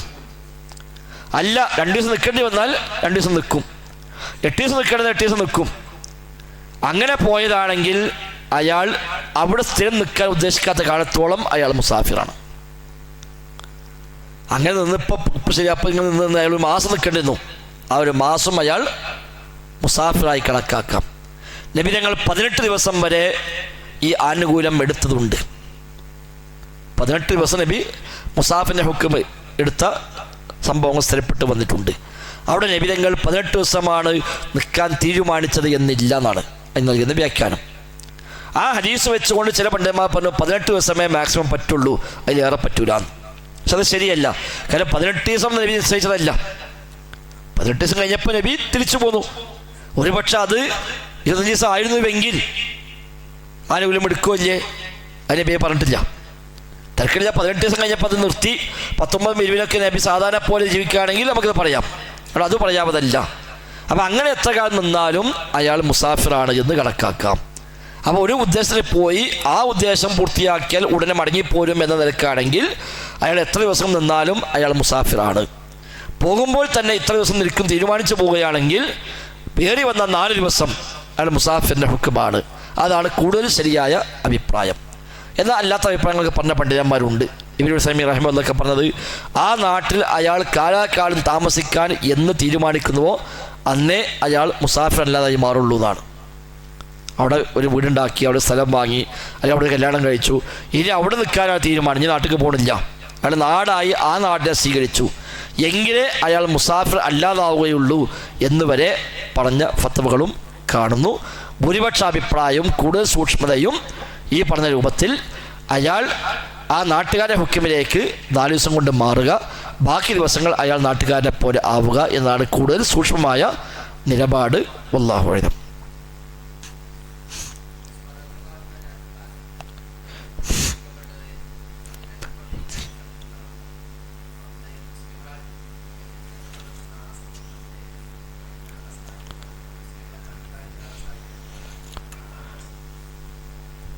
ഉസ്മാൻ അഫ്ഫാൻ റളിയല്ലാഹു അൻഹുവിനെ മദീന പള്ളിയുടെ സമീപത്ത് വെച്ചാണ് കൊന്നത്, വീട്ടിൽ വെച്ച്. അപ്പം മുസ്ലിമീങ്ങൾ അവിടെ സംരക്ഷിക്കാൻ ഉണ്ടാവില്ല എന്നാണ്. മുസ്ലിമീങ്ങൾ തന്നെയാണ് ഉസ്മാൻ അഫ്ഫാനെ കൊന്നത്. ഉസ്മാൻ അഫ്ഫാനെ കൊന്നത് മുസ്ലിമീങ്ങളാണ്. മുസ്ലിമീങ്ങളിൽ നിന്നുള്ള ഒരു സംഘം ആളുകൾ, ഖവാരിജുകൾ എന്ന് പിൽക്കാലത്ത് അറിയപ്പെട്ടവർ, അവരാണ് ഉസ്മാൻ അഫ്ഫാൻ്റെ കൊലപാതകത്തിലേക്ക് കാരണക്കാരായി മാറിയത്. ഉസ്മാൻ അഫ്ഫാനെതിരെ ഇറങ്ങി പുറപ്പെടുകയും ഉസ്മാൻ അഫ്ഫാൻ റളിയല്ലാഹു അൻഹു ഇസ്ലാമിൽ നിന്ന് പുറത്തു പോയിട്ടുണ്ട് എന്ന് അവർ വാദിക്കുകയും ചെയ്തു. അവർ സംഘമായി സംഘടിക്കുകയും ഉസ്മാൻ അഫ്ഫാനെതിരായി അവർ കൂടുകയും അവരാണ് ഉസ്മാൻ അഫ്ഫാനെ കൊലപ്പെടുത്തിയത്. മാത്രവുമല്ല, ഉസ്മാൻ അഫ്ഫാൻ റളിയല്ലാഹു അൻഹുവിനെ വീട്ടു തടങ്കലിലാക്കിയപ്പോൾ ആ മദീന പള്ളിയിൽ ഇമാമും ഖത്തീമും അദ്ദേഹമാണല്ലോ, എന്നത്തെ ഖുത്ബി പറഞ്ഞു. ആ സ്ഥാനത്ത് അവരാണ് ഇമാമുന്നത്. ഉസ്മാൻ അഫ്ഫാൻ ഇമാമക്കാൻ അർഹതയില്ല എന്നാണ് പോലെ വാദം. അദ്ദേഹം ഇസ്ലാമിൽ നിന്ന് പുറത്തു പോയിട്ടുണ്ട്, മുർത്തദ്ദായിട്ടുണ്ട്. മുർത്തദിനെ കൊല്ലൽ നിർബന്ധമാണ്. അതിനാൽ ഉസ്മാൻ അഫ്ഫാനെ കൊല്ലൽ നമ്മുടെ ഇസ്ലാമികമായ ബാധ്യതയാണ് എന്നാണ് അവർ വാദിച്ചത്. അതുകൊണ്ട് ആ ഒരു മുർത്തദായ മനുഷ്യൻ ഇവിടെ ഇമാമക്കാൻ പറ്റൂല. മുർത്തദായ ഒരാൾ ഖുതുബ നടത്താൻ പറ്റൂല. അല്ല, അവർ ഇമാമത്ത് ഏറ്റെടുത്തു. മദീന പള്ളിയിൽ ഓലാണ് ഇമാം എന്നത്. സ്വഹാബിമാരും താബിഴികളുമൊക്കെ അന്ന് ജീവിച്ചിരിപ്പുണ്ട്. അവർ ഉസ്മാൻ അഫ്ഫാൻ വന്ന് ആവശ്യപ്പെടുന്നുണ്ട്, നിങ്ങളാണ് ഞങ്ങളുടെ ഇമാമ്, നിങ്ങളിപ്പോൾ ഈ ഒരു അവസ്ഥയിലാണ്, ഈ ഫിത്ന ഉണ്ടാക്കുന്ന മനുഷ്യന്മാരാണ് അവിടെ ഇമാമിക്കുന്നത്, അവരെ പിറകിൽ നിൽക്കാൻ ഞങ്ങൾ മനസ്സ് സമ്മതിക്കുന്നില്ല, അതുകൊണ്ട് നിങ്ങൾ ഒരാളെ ചുമതലപ്പെടുത്തുക. എന്നാൽ ഓല നിസ്കാരം കഴിഞ്ഞിട്ട് ഞങ്ങൾ ഈ ഒരാളെ ബാക്കിൽ വേറെ നിസ്കരിച്ചോളാം, അതിനൊരാളെ നിങ്ങൾ ഞങ്ങൾക്ക് നിശ്ചയിച്ചു തന്നാൽ. കാരണം ഖലീഫ ഉണ്ടാകുമ്പോൾ തീരുമാനമെടുക്കാൻ പറയാൻ പറ്റില്ല, ഖലീഫയാണ് ഓർഡർ കൊടുക്കേണ്ടത്. അപ്പം നിങ്ങൾ ഒരാളെ ചുമതലപ്പെടുത്തി തന്നാൽ ഞങ്ങൾ അയാളെ ഇമാമാക്കി ഞങ്ങൾ നിസ്കരിച്ചോളാം, ഈ ഫിത്നക്കാരുടെ പിറകിൽ നിസ്കരിക്കാൻ ഞങ്ങൾക്ക് കഴിയുന്നില്ല. ഉസ്മാൻ അഫ്ഫാൻ പറഞ്ഞു, അവർ നിസ്കരിക്കുന്നുവെങ്കിൽ നിങ്ങൾ അവരെ പിറകിൽ നിസ്കരിച്ചു കൊള്ളുക, അവർ ചെയ്യുന്നത് ശരിയാണെങ്കിൽ നിങ്ങൾക്കും അവർക്കും നേട്ടമുണ്ട്, അവരുടെ തെറ്റാണെങ്കിൽ നിങ്ങൾക്ക് നഷ്ടമൊന്നുമില്ല, നിങ്ങളവരെ പിറകിൽ നിസ്കരിച്ചു കൊള്ളുക എന്നാണ് ഉസ്മാൻ അഫ്ഫാൻ പറഞ്ഞു നൽകിയ മറുപടി എന്ന് കാണാൻ കഴിയും. അപ്പം മുസ്ലിമീങ്ങളാണെന്ന് വാദിക്കുന്നവരാണ് ഉസ്മാൻ അഫ്ഫാനെ കൊലപ്പെടുത്തി. അവസാനം അവർ കൊലപ്പെടുത്തി. ശേഷം വഫാത്തായപ്പോൾ ഉസ്മാൻ അഫ്ഫാനെ ബഖീയിൽ മറവ് ചെയ്യാൻ സ്വഹാബിമാർ തീരുമാനിച്ചു. പക്ഷേ ഈ കുഴപ്പക്കാർ അതിലും സമ്മതിച്ചില്ല. ബഖീ മുസ്ലിമീങ്ങളുടെ ഖബർസ്ഥാനാണ്, മുസ്ലിമീങ്ങളുടെ ഖബർസ്ഥാനിൽ മുസ്ലിം അല്ലാത്ത ഒരാളെ മറയാൻ പറ്റില്ല. വലിയ കുഴപ്പമുണ്ടായി, അതിനെ പേര് പ്രശ്നങ്ങളായി. അവസാനം അവർക്ക് വഴങ്ങേണ്ടി വന്നു. അങ്ങനെ ബഖീന് പുറത്താണ് ഉസ്മാൻ അഫ്ഫാനെ മറവ് ചെയ്തത്. ബഖീന് പ്രത്യേകത, ബഖീ നിൽക്കുന്ന സ്ഥലം വാങ്ങി വഖഫ് ചെയ്ത ആൾ ഉസ്മാൻ അഫ്ഫാനാണ്. അവർക്കുണ്ടർത്ഥം നബി ഞങ്ങൾ പറഞ്ഞു, ഈ സ്ഥലം മുസ്ലിമീങ്ങളുടെ ഖബർസ്ഥാന് വേണ്ടി വഖഫ് ചെയ്ത ഒരു സ്വർഗമുണ്ട് എന്ന്. ഉസ്മാൻ അഫ്ഫാൻ മൊത്തം പൈസ കൊടുത്തിട്ട് ആ സ്ഥലം വാങ്ങിയിട്ട് വഖഫ് ചെയ്താണ്. ആ ഖബർസ്ഥാൻ ഉസ്മാൻ അഫ്ഫാനെ മറവ് ചെയ്യാൻ അവർ സമ്മതിച്ചില്ല. അവസാനം ഉസ്മാൻ അഫ്ഫാനെ ബഖീയുടെ പുറത്ത് മറവ് ചെയ്തു. പിന്നെ ബഖീ വികസിപ്പിച്ചതാണ് ഉസ്മാൻ അഫ്ഫാനെ ഖബർ ഉള്ളിലായത്. ഇന്നിപ്പോൾ ഉസ്മാൻ അഫ്ഫാനെ ഖബർ ബഖീൻ്റെ ഉള്ളിലാണ്, അത് അന്നത്തെ ബഖീയല്ല. ബഖീ പിന്നെ ഒരുപാട് വികസിച്ചു, ഒരുപാട് അടുത്ത സ്ഥലങ്ങളൊക്കെ കൂട്ടിച്ചേർത്ത ഖബർസ്ഥാൻ പിന്നെ ഒരുപാട് വിശാലമാക്കിയിട്ടുണ്ട്. ആ വിശാലമാക്കിയപ്പോൾ ഉസ്മാൻ അഫ്ഫാൻ്റെ ഖബർ അതിനുള്ളിൽ ആയി എന്ന് മാത്രം. അതുകൊണ്ട് ഷിയാക്കളൊക്കെ ഇപ്പോഴും ഉസ്മാൻ അഫ്ഫാൻ്റെ ഖബർ മാന്തൽ അവരെ മുഖ്യ അജണ്ടയാണ്. ഉസ്മാൻ അഫ്ഫാൻ്റെ ഖബർ അവിടെ പറ്റൂല, കാരണം ഉസ്മാൻ അഫ്ഫാൻ മുസ്ലിം അല്ല. അവിടെ ഉസ്മാൻ അഫ്ഫാൻ്റെ ഖബർ അവിടുന്ന് പുറത്ത് കാക്കണം എന്ന് ഷിയാക്കളിലൊക്കെ മുഖ്യ അജണ്ടയായി അവരത് എടുത്തിട്ടുമുണ്ട്. അപ്പം അന്ന് ഫിത്നക്കാർ എന്ന് പറയുന്ന മുസ്ലിമീങ്ങളായിരുന്നു. അതാണ് അവസാനം ഉസ്മാൻ അഫ്ഫാൻ്റെ കൊലപാതകത്തിൽ കലാശിച്ചത്. അലി റളിയല്ലാഹു അൻഹു പിന്നെ അവരുമായി യുദ്ധം പ്രഖ്യാപിച്ചത്. ഉസ്മാൻ അഫ്ഫാൻ അലി റളിയല്ലാഹു അൻഹു ഖലീഫയായി. അന്നും ഈ കുഴപ്പക്കാർ വലിയ കുഴപ്പമുണ്ടാക്കി. അലി റളിയല്ലാഹു അൻഹു അവരുമായി യുദ്ധം പ്രഖ്യാപിച്ചു.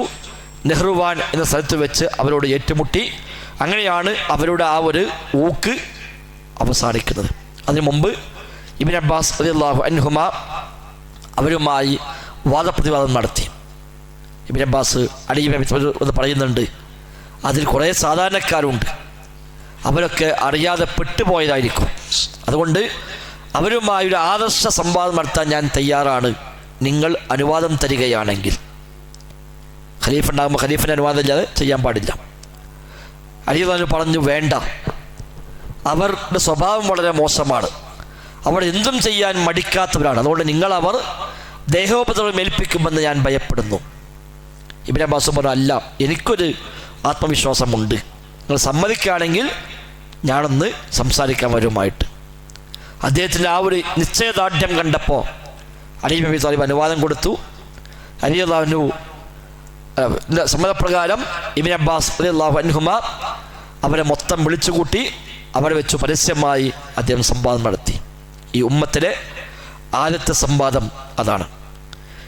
ആ സംവാദത്തിൽ 20,000-ഓളം ഖവാരിജുകൾ തൗബ ചെയ്ത് മടങ്ങിയതാണ്.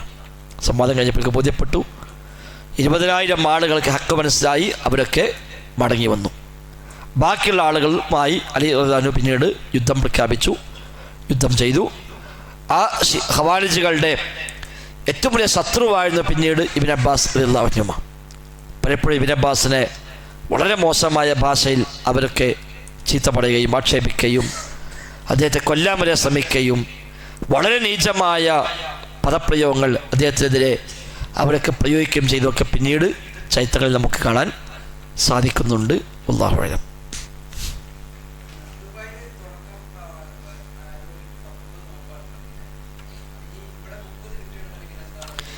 ഇവിടെ 30 കിട്ടിയാൽ 30 നോക്കണം. 31 നോക്കാൻ പറ്റൂല. 31 നോക്കാൻ പറ്റൂല. ഇവിടെ 30 നോക്കുക. പിറ്റേന്ന് നോൻപില്ല, പെരുന്നാൾ ആഘോഷിക്കാൻ പറ്റൂല. ഇവിടെ മുസ്ലിമീങ്ങൾ എപ്പോഴാണ് പെരുന്നാൾ ആഘോഷിക്കുക, അതിൻ്റെ കൂടെ പെരുന്നാൾ ആഘോഷിക്കുക. തിരിച്ചാണെങ്കിൽ 28 കിട്ടിയുള്ളെങ്കിൽ 1 പിന്നെ ഒഴിക്കും വേണം. അപ്പം അങ്ങോട്ട് പോയി അവിടെ 29 മാസം കണ്ടു, ഇവിടുത്തെ ദിവസം വൈകി പോയതുകൊണ്ട് 28 ആയിട്ടുള്ളൂ എങ്കിൽ പെരുന്നാൾ വലപ്പം കഴിക്കണം. അത് കഴിഞ്ഞിട്ട് പിന്നെ നോമ്പ് നോക്കുകയും വേണം. പ്രാവശ്യം 29 ഉണ്ടാവുള്ളൂ, ബേജാറാണ്ട.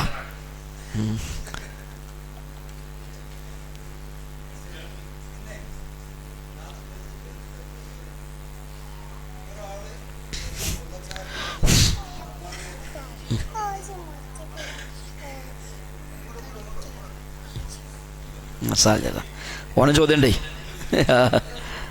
സാജേട്ടാ എന്താണ് കാട്ടണേ? അവിടെ പോയിരുന്നോളി.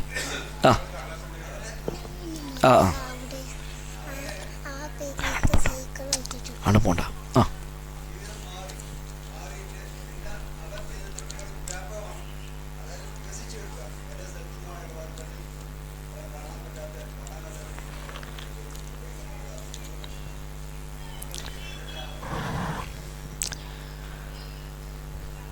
അതായത് ഒരാൾ ജീവിതകാലത്ത് ഒരുപാട് തിന്മകൾ ചെയ്തു, പിന്നീട് നന്നായി പറഞ്ഞു തൗബ ചെയ്യാണ് വേണ്ടത്. ആ തൗബ കൊണ്ട് അല്ലാഹു തആല പൊറുക്കുമെന്ന് പ്രതീക്ഷിക്കാം. ആളുകളുമായി ബന്ധപ്പെട്ടതൊക്കെ ആണെങ്കിൽ ഒഴിവാക്കുക. ചിലപ്പോൾ അതിനൊന്നും കഴിയാത്ത സാഹചര്യം ഉണ്ടാവാം. നമ്മൾ ഏതോ അന്യനാട്ടിലൊക്കെ ജീവിച്ചു പോയി, അവിടെയൊക്കെ പലരുമായി നമ്മളങ്ങനെ ന്യായമല്ലാത്ത രൂപത്തിലൊക്കെ ഇടപാടുകൾ നടത്തി, പലരുടെയും പല കാര്യങ്ങളും നമ്മളങ്ങനെ അപഹരിച്ചു. ഇന്നൊരു ജീവിച്ചിരിപ്പുണ്ടോ പോലും അറിയില്ല, പോലും ഉണ്ടെങ്കിൽ തന്നെ അവർ കണ്ടുമുട്ടാൻ കഴിയില്ല. അങ്ങനെയൊക്കെയുള്ള പല സാഹചര്യം ഉണ്ടാവാം. അവിടെ ഒന്ന് പശ്ചാത്തപിക്കുക, അല്ലാതെ നിർവാഹമില്ല. പല മരിച്ചു പോയോ ഇല്ലേ, ഒരു കണ്ടുമുട്ടോ ഇല്ലേ, നമുക്കറിയില്ല. അവിടെയൊക്കെ നമ്മൾ അവർക്ക് വേണ്ടി പ്രാർത്ഥിക്കാം എന്ന് ചില പണ്ഡിതന്മാർ കൊടുത്ത നിർദ്ദേശം കാണാം. അവർക്ക് വേണ്ടി പ്രാർത്ഥിക്കാം, അതെ, അവർക്ക് വേണ്ടി സ്വതക്ക ചെയ്യുക, അവർക്ക് വേണ്ടി പ്രാർത്ഥിക്കുക. അതൊക്കെ ചില പണ്ഡിതന്മാർ പറഞ്ഞ ചില നിർദ്ദേശങ്ങളാണ്. ഹദീസ് വ്യക്തമായി പഠിപ്പിക്കപ്പെട്ട കാര്യമല്ല. അത് അത്തരം ഘട്ടത്തിൽ അവർക്ക് വേണ്ടി സ്വതക്ക ചെയ്യും. ഇപ്പോൾ അവരെ സമ്പത്ത് നമ്മളെടുത്തിട്ടുണ്ട് വിചാരിക്കാം, തിരിച്ചു കൊടുക്കാൻ കഴിയില്ല. ഇപ്പം ഒരു 50 കൊല്ലം മുമ്പ് ഏതോ നാട്ടിൽ നമുക്ക് കച്ചവടമായപ്പോൾ അവിടുന്ന് ഒരു പറ്റിച്ച പൈസ നമ്മൾ വാങ്ങിയിരുന്നു. ഇതിലിപ്പം ഞാൻ അയാൾ ഉണ്ടോ ഇല്ലേ നമുക്കറിയില്ല, ആ നാട്ടിൽ പോകാൻ കഴിയില്ല. അപ്പോൾ അതൊക്കെ എന്ത് ചെയ്യും? അപ്പോൾ അവിടെ ഒന്നുകിൽ നമുക്ക് ആ സംഖ്യ അറിയുമെങ്കിൽ അത് കണക്കാക്കിയിട്ട് അവർക്ക് വേണ്ടി ആ നെയ്യത്തോട് നമ്മൾ സ്വതക്ക ചെയ്യുന്നു. കാരണം നമുക്ക് ചെയ്യാവുന്നൊരു മാർഗം നിലയ്ക്കാണ്. ഓർക്ക് കൊടുക്കാൻ കഴിയില്ല, എന്നാൽ അതിന് നൽകാവുന്നൊരു പരിഹാര മാർഗം എന്ന നിലക്ക് നമുക്ക് ഒരു സമാധാനത്തിന് ചെയ്യുക, ഓർക്ക് വേണ്ടി ദുആ ചെയ്യുക. അപ്പോൾ അതൊക്കെ ഒരു പക്ഷേ ഇതുകൊണ്ട് മറ്റത് അല്ലാഹു തആല അവൻ്റെ റഹ്മത്ത് കൊണ്ട് ഒരു പക്ഷേ അങ്ങനെയാണ്ട് പരിഗണിച്ച് പോയിക്കൊള്ളും. ശേഷമുള്ള ജീവിതം നന്നാവുകയും ചെയ്യുക. അതാണ് നമ്മൾ ചെയ്യാനുള്ള വഴി, മാർഗമില്ല എന്നതുകൊണ്ട് മാത്രം. ആത്മാർത്ഥമായി തൗബ ചെയ്ത അല്ലാഹു തആല പൊറുക്കാത്ത പാപങ്ങൾ ഏതുമില്ല. സംസാരത്തിൻ്റെ ആണെങ്കിലും ഇതേ വഴിയുള്ളൂ. അത് അവർക്ക് വേണ്ടി ദുആ ചെയ്യാം. മറ്റിപ്പം പൊരുത്തപ്പെടിക്കാൻ കഴിയില്ലല്ലോ. ഒരാളെ പറ്റി ആക്ഷേപം പറഞ്ഞു, കുറ്റം പറഞ്ഞു, അയാളിപ്പം ഒന്ന് കണ്ണുമുട്ടാൻ വഴിയില്ല, ഇനി പൊരുത്തപ്പെടിക്കാൻ കഴിയില്ല. അതൊക്കെ ആണെങ്കിൽ നമ്മൾ അവർക്ക് വേണ്ടി പ്രാർത്ഥിക്കുക, അവർക്ക് വേണ്ടി ദുആ ചെയ്യുക. അതൊരു പക്ഷേ നമുക്ക് തിരിച്ചു ഇതിന് പരിഹാരമായി. പിന്നെ നമ്മളെ മനസ്സാണല്ലോ, നമ്മുടെ കുറ്റബോധവും നമ്മുടെ പശ്ചാത്താപമൊക്കെ അല്ലാഹു തആലക്ക് അറിയാം. അപ്പോൾ അയാൾക്ക് നമ്മുടെ വക കുറച്ച് ഖൈർ കിട്ടട്ടെ നമ്മൾ ദുആ ചെയ്യുമ്പോൾ. അങ്ങനെയൊക്കെ ആകുമ്പോഴെങ്കിലും പല്ലോത്തൊരു പക്ഷെ അതുകൊണ്ട് ഇത് മറ്റത് പകരമായി പോയിക്കൊള്ളും എന്നൊരു പ്രതീക്ഷയാണ്. അല്ലാഹു അഅലം.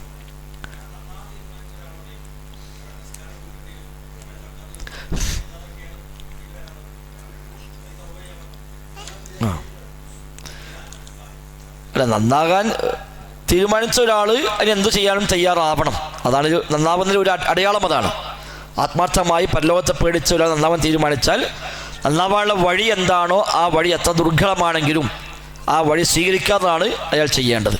എന്നാൽ അതിൻ്റെ മറവിൽ ഇല്ലാത്ത പ്രയാസപ്പെടുത്തലുകൾ ചെയ്യാനും പാടില്ല. ഇപ്പോൾ അയാൾ 40 കൊല്ലം നിസ്കരിച്ചിട്ടില്ല, ആ നിസ്കാരമൊക്കെ പടപ്പം നിസ്കരിക്കണം എന്ന് പറഞ്ഞാൽ പ്രായോഗികമല്ല. അങ്ങനെ നിസ്കരിക്കാനായിട്ട് എവിടെയും പ്രത്യേകിച്ച് കൽപ്പിക്കപ്പെട്ടിട്ടുമില്ല. ന്യായമായ കാരണമില്ലാതെ ഒരു നിസ്കാരം നഷ്ടപ്പെട്ടാൽ അത് നഷ്ടപ്പെട്ടു, അത് പിന്നെ നിസ്കരിച്ച് വിട്ടുക എന്നൊരു രീതി പൊതുവെ പഠിപ്പിക്കപ്പെട്ടിട്ടില്ല. എന്നാൽ അയാൾക്ക് കൃത്യമായി ചെയ്യാൻ കഴിയുന്ന ബാധയുള്ള ഇടപാടോ കാര്യങ്ങളോ ഒക്കെ ഉണ്ട്, അത് ചെയ്യാൻ കഴിയുകയും ചെയ്യും, അത് ചെയ്യുകയാണ് വേണ്ടത്. അതാണ് ഉള്ളത്. അയാൾക്ക് പ്രതീക്ഷ കൊടുക്കുക, പഠിച്ചവൻ പൊറുക്കുമെന്ന പ്രതീക്ഷ. ഇപ്പോൾ 99 ആളെ കൊന്ന ആളാക്കണം, 99 ആളെ കൊന്നു വലം യഅമൽ ഖൈറൻ ഖത്തു എന്നാണ്. ഒരു നന്മ പോലും അയാൾ ചെയ്തിട്ടുമില്ല. 99 ആളെ കൊന്നു എന്ന് മാത്രമല്ല, ഒരു നന്മയും ചെയ്തിട്ടുമില്ല. അയാൾ നന്നാകാൻ തീരുമാനിച്ചു വന്നു. അന്ന് കൊടുത്ത പരിഹാര മാർഗം എന്താണ്? ഈ നാട്ടിൽ നിന്ന് താമസം മാറിക്കുമെന്നാണ്. ആ നാട്ടിൽ പൊതുവെ എല്ലാവരും അങ്ങനത്തെ മനുഷ്യന്മാരാണ്. അപ്പോൾ അവർക്കിടയിൽ ജീവിച്ചാൽ നന്നാകാൻ തീരുമാനിച്ചാലും നന്നാകാൻ പറ്റില്ല. അപ്പം ഇനി ഇവിടെ നിൽക്കണം, ഇവിടുന്ന് പോയിക്കോ, വേറെ നാട്ടിൽ പോയിക്കോ, അവിടെ കുറേ നല്ല മനുഷ്യന്മാരുണ്ട്, അവിടെയൊക്കെ പോയി ഓരോടി ജീവിച്ച് ശിഷ്ടകാലം നന്നാക്കിക്കോ എന്നാണ് കൊടുത്ത നിർദ്ദേശം. അതല്ല സ്വീകരിച്ചു അയാളിൽ നിന്ന്. അയാൾ തൗബ സ്വീകരിച്ചു, അയാൾ അയാൾക്ക് പുറത്തു കൊടുത്തത്. അപ്പോൾ 99 ആളെ കൊന്ന മനുഷ്യനല്ലേ,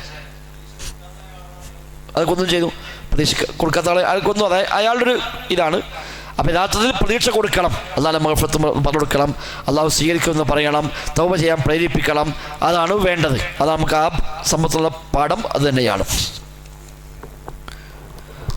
സ്ത്രീകൾ തന്ന ചോദ്യങ്ങളുണ്ട്. നിസ്കാരം ഖളാ വീട്ടുക എന്നത് യഥാർത്ഥത്തിൽ 2 സാഹചര്യമാണ് ഇളവായി പഠിപ്പിക്കപ്പെട്ടത്. ഒന്ന്, ഒരാൾ ഉറങ്ങിപ്പോയി. അതോടെ വളരെ ശ്രദ്ധിക്കണം. ഉറങ്ങിപ്പോയി, എല്ലാ ഉറങ്ങിപ്പോകലിനൊന്നും ഇളവ് കൂട്ടാൻ പറ്റില്ല. ബാങ്ക് കൊടുത്തിട്ട് കുറേ കഴിഞ്ഞ് വന്ന് നിസ്കരിച്ചിട്ട് എന്തിനും പിന്നെ പോയി കിടന്ന് ഉറങ്ങി, അത് പറ്റില്ല, അതിന് കുറ്റക്കാരനാണ്. ഇനി അതല്ലെങ്കിൽ അയാൾക്ക് അറിയാം ഞാനിപ്പോൾ കിടന്നാൽ പിന്നെ എണീക്കൂല എന്നാൽ കിടക്കാൻ പറ്റില്ല. എന്നുവെച്ചാൽ അലാറം വെച്ചു, അല്ലെങ്കിൽ വീട്ടുകാരെ പറഞ്ഞ് ഏൽപ്പിച്ചു, ഞാൻ ഒന്ന് കിടക്കുക വലിയ ക്ഷീണമുണ്ട്, ഒരു ഇത്ര മണിക്ക് വിളിക്കാട്ടോ, നിസ്കരിച്ചിട്ടില്ല എന്നൊക്കെ പറഞ്ഞ് ഏൽപ്പിച്ചു, ഓര് വിളിച്ചില്ല, അല്ലെങ്കിൽ വിളിച്ചാൽ വിട്ടുപോയി, വിളിച്ചപ്പോൾ നമ്മൾ അറിഞ്ഞില്ല, അങ്ങനെയൊക്കെ വന്നു. അല്ലാത്ത ഉറക്കം അതിന് ബാധകമല്ല. അങ്ങനത്തെ ഉറക്കം അല്ലെങ്കിൽ മറവി, ആ രണ്ടിലുമാണ് സമയത്തിനപ്പുറത്തേക്ക് പോകാൻ അനുവാദമുള്ളത്. അയാൾ മറന്നു. ഇപ്പോൾ സാധാരണ എല്ലാ ദിവസവും ജമാഅത്തെ പള്ളി നിസ്കരിക്കുന്നതാണ്. ഒരു ദിവസം എന്തോ ഒരു സന്ദർഭവശാൽ ജമാഅത്തിന് എത്തിയില്ല. അയാൾക്ക് പിന്നെ നിസ്കരിച്ച ഓർമ്മയാണ്, അങ്ങനെ പോയി. ഒരു 4 ദിവസം കഴിഞ്ഞിട്ട് അയാൾക്ക് ഓർമ്മ, അന്ന് ഞാൻ നിസ്കരിച്ചിട്ടില്ലല്ലോ, അതിങ്ങനെ ആലോചിച്ച് അവിടുന്ന് വന്നപ്പോൾ ഇങ്ങനെ ആലോചിക്കുമ്പോഴാണ് നിസ്കരിച്ചിട്ടില്ല. അയാൾക്ക് അപ്പം നിസ്കരിച്ചാൽ മതി, പിന്നെ ബന്ധിപ്പിക്കാൻ പറ്റില്ല. അപ്പോൾ ഉറക്കം, മറവി, ഇത് രണ്ടിലുമാണ് സമയത്തിനപ്പുറത്തേക്ക് ബന്ധിപ്പിക്കാൻ അനുവാദമുള്ളത്. അതല്ലാതെ അനുവാദമില്ല. അതുകൊണ്ട് ഈ കാരണങ്ങളൊന്നുമില്ലാതെ ഒരാൾ വെറുതെ നിസ്കാരം ബന്ധിപ്പിച്ചു എങ്കിൽ അയാൾക്കിനി ഖളാ വിട്ടായി എന്നൊരു വകുപ്പ് ഏതായാലും ഇല്ല. അയാൾ പശ്ചാത്തപിക്കുകയാണ് വേണ്ടത്. പിന്നെ ഇന്നത്തെ ആധുനിക കാലത്ത് ചില പണ്ഡിതന്മാരൊക്കെ ഇതിനോട് തുല്യമാകുന്ന ചില സാഹചര്യങ്ങൾ പറഞ്ഞിട്ടുണ്ട്. അപ്പോൾ ഇന്നത്തെ കാലത്ത് എഴുതപ്പെട്ട ഫിഖ്ഹി ഗ്രന്ഥങ്ങൾ, ഇപ്പോൾ അബ്ദുല്ലാഹി ജിബ്രീൻ റഹിമഹുള്ളയുടെ തസ്ഹീഹുൽ ഫിഖ്ഹി ഇസ്ലാമി എന്ന് പറയുന്ന ഗ്രന്ഥം കാണാം, ഈ അടുത്ത കാലത്ത് എഴുതപ്പെട്ടതാണ്. ആധുനികമായ കുറേ വിഷയങ്ങളെ കൂടി ഉൾക്കൊള്ളിച്ചുകൊണ്ട്. അപ്പോൾ അത് അദ്ദേഹം കൈകാര്യം ചെയ്ത ചില ഏരിയകൾ. ഇപ്പോൾ ഒരാൾ ഫയർഫോഴ്സ് വർക്ക് ചെയ്യുകയാണ്, ഒരു വലിയ തീപിടുത്തുണ്ടായി, അയാൾ ആ തീ അണക്കാൻ വേണ്ടി ഫോൺ വന്ന് ഉടനെ ഓടി ചെന്ന് അത് അണച്ചുകൊണ്ടിരിക്കുകയാണ്. അത് ദീർഘമായ സമയം വേണ്ടി ചെലവഴിക്കേണ്ടി വന്നു. അതിനിടയ്ക്ക് നിസ്കരിക്കാൻ അയാൾ പോന്നു കഴിഞ്ഞാൽ അവിടെ വലിയ ദുരന്തങ്ങൾ ഉണ്ടാകും. എന്നാൽ ഒരു ടീം കുറേ ഉണ്ട്, ഒരാൾ മാറുന്നാലും പ്രശ്നമില്ല, എന്നാണ് നിസ്കരിക്കണം. ഒരിക്കലും അയാൾക്ക് അവിടുന്ന് പിന്മാറാൻ കഴിയില്ല. യുദ്ധമുഖത്ത് നിൽക്കുന്ന ഒരാൾ ഇന്നത്തെ ഒരു കാലത്ത് ശത്രുവിൻ്റെ ഒരു മിസൈൽ ഇങ്ങനെ ഒന്ന് നോക്കി നിൽക്കുന്നത് തടുക്കാൻ വേണ്ടി, അപ്പുറത്തെ രാജ്യത്ത് വരുന്ന മിസൈലിനെ ഇയാളിങ്ങനെ നിരീക്ഷിച്ച് നിൽക്കുകയാണ്. മിസൈൽ എപ്പോൾ അവിടുന്ന് വന്നോ അപ്പം മിസൈലിനെ ഇവൻ നിർവീര്യമാക്കണം, അതിനുള്ള ഒരു ദൗത്യം ഏൽപ്പിക്കപ്പെട്ട ഒരാൾ. അപ്പോൾ അയാളവിടെ പിന്നെ നിർത്തിപ്പിക്കാൻ നിസ്കരിക്കാൻ പോയിട്ടുണ്ടെങ്കിൽ ആ നിസ്കരിച്ചിട്ട് പോയി ഇപ്പോൾ ഇവിടെ ആകെ മിസൈൽ വന്ന് തകർന്നിട്ടുണ്ടാവും. അത്തരം ഒരു ഘട്ടത്തിലൊക്കെയുള്ള ആളുകൾ, അവർക്കൊക്കെ ഇങ്ങനെ വല്ല ഇളവുമുണ്ടാകുമോ എന്ന ചർച്ച ആ കിതാബിൽ വന്നിട്ടുണ്ട്. അപ്പം അങ്ങനത്തെ ഒരു നിരക്കും അയാൾക്ക് നിസ്കരിക്കാൻ പറ്റും. നിസ്കരിക്കുകയാണെങ്കിൽ ഒരുപാട് ദുരന്തങ്ങൾ അതുവഴി വന്നു ചേരാൻ സാധ്യതയുണ്ട്. അത്തരം ഘട്ടത്തിൽ അയാൾക്ക് സമയത്തിനപ്പുറത്തേക്ക് നീട്ടാം എന്നാണ് ഷെയ്ഖ് ഇബ്നു ജബീർ റഹിമഹുല്ലാഹ് കൊടുത്ത മറുപടി നമുക്കവിടെ കാണുന്നത്. അതിന് തെളിവായി പിടിച്ചത് നബി തങ്ങളുടെ ഒരു യുദ്ധത്തിൽ നബി തങ്ങളുടെ നിസ്കാരം പിന്തി. അങ്ങനെ നബിക്കന്ന് ളുഹറും അസ്റും മഗ്രിബും നിസ്കരിക്കാൻ പറ്റിയില്ല. ആ യുദ്ധം ശേഷം നബി തങ്ങൾ വന്ന് ബാങ്ക് വിളിച്ചു, ഇഖാമത്ത് വിളിച്ചു, ളുഹർ നിസ്കരിച്ചു. വീണ്ടും ഇഖാമത്ത് വിളിച്ചു, അസ്ർ നിസ്കരിച്ചു. വീണ്ടും ഇഖാമത്ത് വിളിച്ചു, മഗ്രിബ് നിസ്കരിച്ചു, പിന്നെ ഇശാ നിസ്കരിച്ചു. അപ്പോൾ ആ സംഭവത്തെ ഇതിന് തെളിവായി അവർ ചൂണ്ടിക്കാണിക്കുന്നു. അന്ന് സ്വലാത്തുൽ ഖൗഫ് നിയമമാക്കിയിട്ടില്ല. യുദ്ധകളത്തിൽ നടന്നും ഇരുന്നും കിബില നോക്കാതെയും ഒക്കെ നിസ്കരിക്കാം എന്ന നിയമം അന്ന് വന്നിട്ടില്ല. അതാണ് നബി അന്ന് നിസ്കാരം പിന്തിപ്പിച്ചത്. അപ്പോൾ അത്തരമൊരു ഘട്ടത്തിൽ വേണമെങ്കിൽ ചെയ്യാം എന്നതിന് തെളിവ് കൂടിയാണ് അത്. അപ്പോൾ ഇതൊന്നും അല്ലാത്ത ഘട്ടത്തിലൊന്നും സമയത്തിനപ്പുറത്തേക്ക് പിന്തിപ്പിക്കലില്ല. നമ്മൾ ചെറിയ നിസ്കരിക്കാൻ പോകുമ്പോഴാണ് പെരിയ വിരുന്നേരം വന്ന് ഞാൻ പോലെ എടുത്തി പോണ മോശമല്ലേ, എന്താ ഇപ്പോൾ കാട്ടുക, അങ്ങനെ നിസ്കാരമാണ് മുമ്പ് പോയി, അതൊന്നും പറ്റില്ല. അതൊന്നും അതിനുള്ളൊരു ഇളവല്ല. അപ്പം അത്തരം ഘട്ടങ്ങളൊന്നുമല്ല. ഒരു നിലക്കുമായി നിസ്കരിക്കാൻ കഴിയാത്ത ഒരു സന്നിഗ്ധ ഘട്ടമാണെങ്കിൽ ഒരു പക്ഷേ അയാൾക്ക് എപ്പോഴാണോ നിസ്കരിക്കാൻ സൗകര്യം ഒത്തു കിട്ടുക അതുവരെ പിന്തിപ്പിക്കാം. ഒത്തു കിട്ടിയാലോ ഏതായാലും നിസ്കാരം കഴിഞ്ഞില്ലേ, ഇനി പെരിയ പോയിട്ട് നോക്കാം, അല്ല. അതൊന്നും അല്ലാതെ സമയത്തിനപ്പുറത്തേക്ക് പിന്തിപ്പിക്കാൻ അനുവാദമില്ല. അങ്ങനെ പിന്തിപ്പിച്ച ഒരാൾ, ഒരു കാരണവുമില്ല, ഒരു ന്യായവുമില്ലാതെ പിന്തിപ്പിച്ച ഒരാൾ ഇനി അയാൾ നിസ്കരിച്ചിട്ടും കാര്യമില്ലാതാണ്. ഇബ്നു സമീർ അഹ്മദ് പറഞ്ഞു, അയാൾ നിസ്കരിച്ചിട്ടും കാര്യമില്ല. വലൗ സ്വല്ല അൽഫ സ്വലാത്തിൻ, 1000 നിസ്കാരം അയാൾ നിസ്കരിച്ചാലും ശരി, ഈ നിസ്കാരത്തിന് പകരം അതാവുകയില്ല. ലിഖൗലിഹി സ്വല്ലല്ലാഹു അലൈഹി വസല്ലം മൻ അമില അമലൻ ലൈസ അലൈഹി അംറുനാ ഫഹുവ റദ്ദുൻ. നബി ഞങ്ങൾ പറഞ്ഞു, നമ്മുടെ കൽപ്പന ഇല്ലാത്ത ഒരു അമൽ ആരെങ്കിലും ചെയ്താൽ അത് തള്ളപ്പെടേണ്ടതാകുന്നു. അപ്പോൾ ഇത് നബിയുടെ കൽപ്പന ഇല്ലാത്ത അമലാണ്, അത് സ്വീകാര്യമല്ല എന്ന് ഇബ്നു സമീർ റഹ്മത്തുള്ളാഹി നൽകിയ വിഷയങ്ങൾ കാണാൻ കഴിയുന്നു. വല്ലാഹു അഅലം. സ്ത്രീകൾ തന്ന ചോദ്യമാണ്, ളുഹാ നിസ്കരിക്കാതെ പള്ളിയിലേക്ക് വന്നാൽ ളുഹാ നിസ്കാരമാണോ തഹിയ്യത്താണോ നിസ്കരിക്കേണ്ടത്? പള്ളിക്ക് വന്നാൽ 2 റക്അത്ത് നിസ്കരിക്കണം. അത് ഏത് നിസ്കാരമായാലും കുഴപ്പമില്ല. ഒരു നിസ്കാരം ഇല്ലെങ്കിൽ തഹിയ്യത്ത് പ്രത്യേകം നിസ്കരിക്കാം. ഇനി ളുഹായും തഹിയ്യത്തും അയാൾക്ക് ഒറ്റ നിയ്യത്ത് നിസ്കരിക്കാം. ളുഹാ നിസ്കാരം നിസ്കരിക്കുമ്പോൾ തന്നെ തഹിയ്യത്തിന് നിയ്യത്തും വെച്ചു, 2 നിയ്യത്തിനും കൂടെ ഒറ്റ നിസ്കാരം മതിയാവും, അവർക്കത് പറ്റും. ഇനി പള്ളിയിൽ കയറി 2 റക്അത്ത് സുന്നത്ത് ഫർളിൻ്റെ റവാത്തിബുണ്ട്. ളുഹറിന് വന്നു, അസറിന് വന്നു, 2 റക്അത്ത് റവാത്തിബ് സുന്നത്തുണ്ട്, അതിനെ കൂടെ തഹിയ്യത്തിന് നിയ്യത്ത് ചെയ്തു, അത് മതിയാകും. ഇനി ഫർള് നിസ്കാരമുണ്ട്, നേരെ സുബഹിക്ക് ഇഖാമത്ത് കൊടുക്കുകയാണ്, തഹിയ്യത്ത് കൊണ്ട് നിയ്യത്ത് ചെയ്തുകൊണ്ട് അയാൾക്ക് ആ ഫർളിൽ കയറാം, അവിടെ കിട്ടും. ഇനി രണ്ടും അയാൾ നിസ്കരിക്കാൻ തീരുമാനിച്ചു, ളുഹ വേറെയും തഹിയ്യത്ത് വേറെയും അയാൾ നിസ്കരിക്കുകയാണ് എങ്കിൽ അയാൾ ആദ്യം നിസ്കരിക്കേണ്ടത് തഹിയ്യത്താണ്. കാരണം ളുഹയ്ക്ക് പിന്നെ സമയമുണ്ട്. തഹിയ്യത്തെ സമയം പരിമിതമാണ്.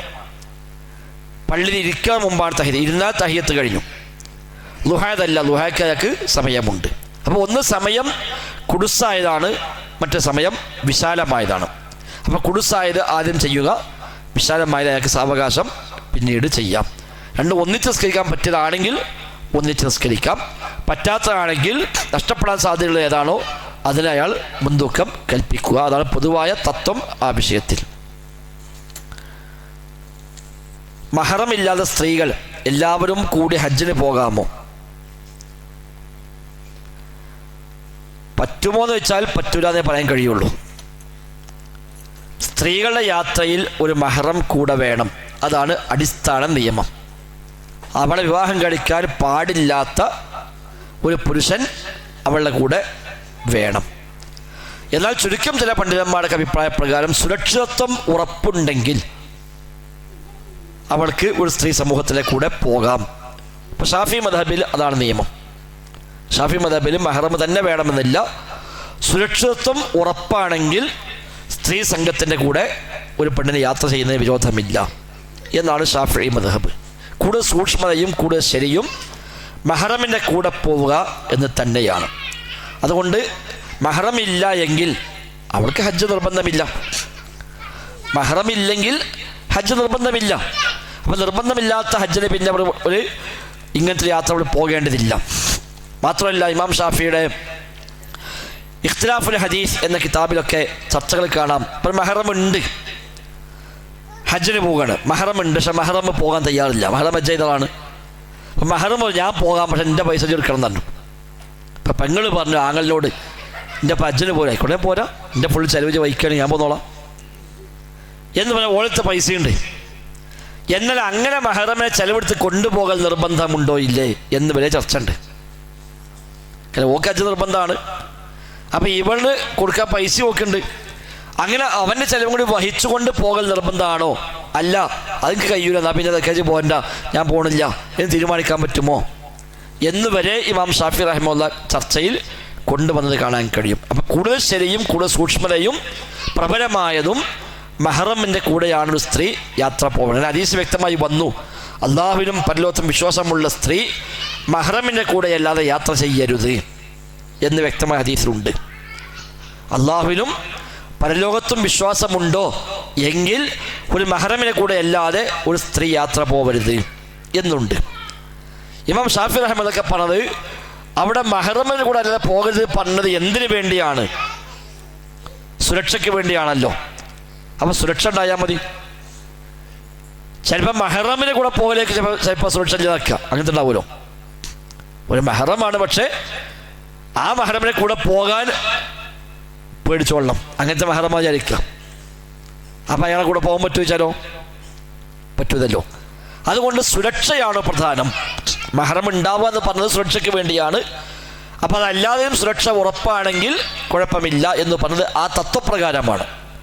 എന്നാൽ ഈ ഹദീസിൻ്റെ ബാഹ്യമായ അർത്ഥം പരിഗണിച്ചുകൊണ്ട് മെഹ്റമില്ലാതെ പോകാതിരിക്കുക എന്നതാണ് ഏറ്റവും സൂക്ഷ്മവും ശരിയുമായ നിലപാട്. വല്ലാഹു അഅലം. അതൊക്കെ ഇതിൽ വന്നു. ഇവിടുന്ന് എയർപോർട്ട് കൊണ്ടാക്കി കൊടുക്കുമ്പോൾ കയറ്റി വിടും, അവിടെ സ്വീകരിക്കാൻ ആൾ വരും എന്നൊക്കെയാണെങ്കിൽ കുറച്ച് ഗൗരവം കുറയും.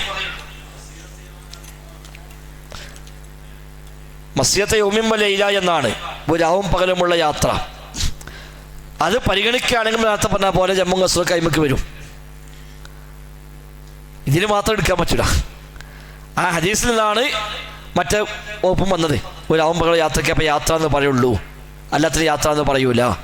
അപ്പം ഈ വിഷയത്തെ ഹദീസ് എടുക്കുകയും മറ്റേ വിഷയം ഹദീസ് എടുക്കുകയൊക്കെ ചെയ്യുമ്പോൾ നമുക്ക് സൗകര്യമുള്ളതിന് ഈ ഹദീസ് എടുത്തു, അല്ലാത്തതിന് ആ ഹദീസ് ഒഴിവാക്കി എന്ന നിലപാട് പറ്റുകയില്ല. സ്വീകരിക്കുകയാണെങ്കിൽ എല്ലാത്തിനും സ്വീകരിക്കുക, അല്ലെങ്കിൽ പിന്നെ മറ്റൊരു വഴിയിലേക്ക് നീങ്ങുക.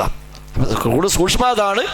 ഇനിയിപ്പോൾ അങ്ങനെ സൗകര്യമുണ്ട് എങ്കിൽ മറ്റേത് അപേക്ഷിച്ച് അതിന് ഗൗരവം കുറയുമെന്ന് പറയാം. അപ്പോൾ ഇവിടെ നമ്മൾ എയർപോർട്ട് കൊണ്ട് യാത്രയാക്കി അവിടെ ഇറങ്ങുമ്പോൾ സ്വീകരിക്കാൻ അവിടെ മെഹ്റം മക്കളവിടെ ഉണ്ട്, ഓരോ എയർപോർട്ടിൽ വരും, ഒരു സ്വീകരിക്കും. അങ്ങനെയൊക്കെയാണെങ്കിൽ കുറച്ചുകൂടെ ഗൗരവം കുറവാണ്, സുരക്ഷ ഉറപ്പാണെങ്കിൽ. കടമുള്ളവന് ബിസിനസ്സിലെ ലാഭത്തിന് സക്കാത്ത് കൊടുക്കേണ്ടതുണ്ടോ? കൊടുക്കേണ്ടതുണ്ട്. ആദ്യം കടം വീട്ടാം. അപ്പം കടം വീട്ടില്ല, സക്കാത്ത് കൊടുക്കില്ല, അത് പറ്റില്ല.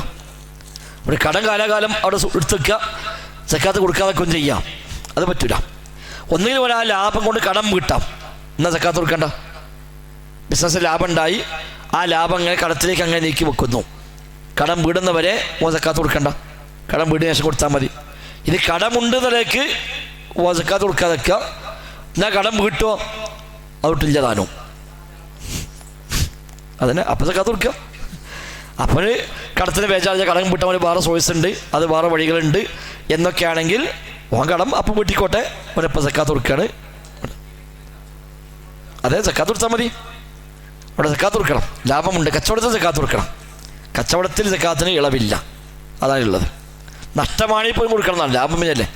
കച്ചവടത്തിൽ നഷ്ടമാണെങ്കിൽ പോലും സക്കാത്ത് കൊടുക്കണം എന്ന് തന്നെയാണ് മഹാഭൂരിപക്ഷ പണ്ഡിതന്മാരും അഭിപ്രായമായി പറഞ്ഞു കാണുന്നത്.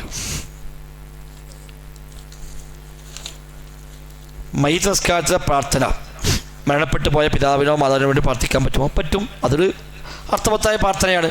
അത് നിസ്കാരത്തിൽ മാത്രമേ പ്രാർത്ഥിക്കാൻ പറ്റുള്ളൂ എന്നില്ല. അല്ലാഹു ഗഫൂറു റഹീം എന്നുള്ള പ്രാർത്ഥന എപ്പോഴും പ്രാർത്ഥിക്കാം. അത് മരിച്ചുപോയ ആർക്ക് വേണ്ടി നമുക്ക് പ്രാർത്ഥിക്കാവുന്ന പ്രാർത്ഥനയാണ്. മയ്യിത്ത് നിസ്കാരത്തിൽ പ്രത്യേകം സുന്നത്തായി പറഞ്ഞു വരുന്നേ ഉള്ളൂ. നല്ല അർത്ഥമുള്ള ഒരു ദുആയാണ്. ആ നിലയ്ക്ക് എപ്പോഴും ആർക്ക് വേണ്ടിയും നമുക്ക് ദുആ ചെയ്യുന്നതിന് യാതൊരു വിരോധവുമില്ല. അല്ലാഹു അഅലം.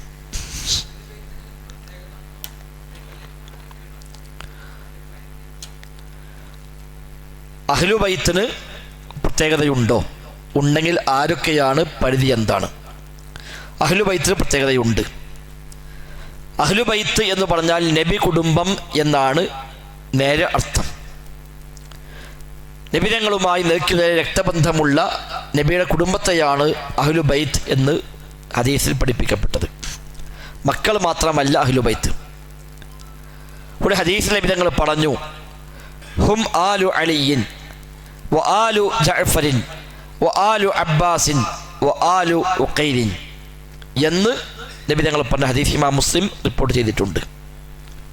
അലിയുടെ കുടുംബം എൻ്റെ കുടുംബമാണ്, അബ്ബാസിൻ്റെ കുടുംബം എൻ്റെ കുടുംബമാണ്, ജഅഫറിൻ്റെ കുടുംബം എൻ്റെ കുടുംബമാണ്, ഉഖൈലിൻ്റെ കുടുംബം എൻ്റെ കുടുംബമാണ്.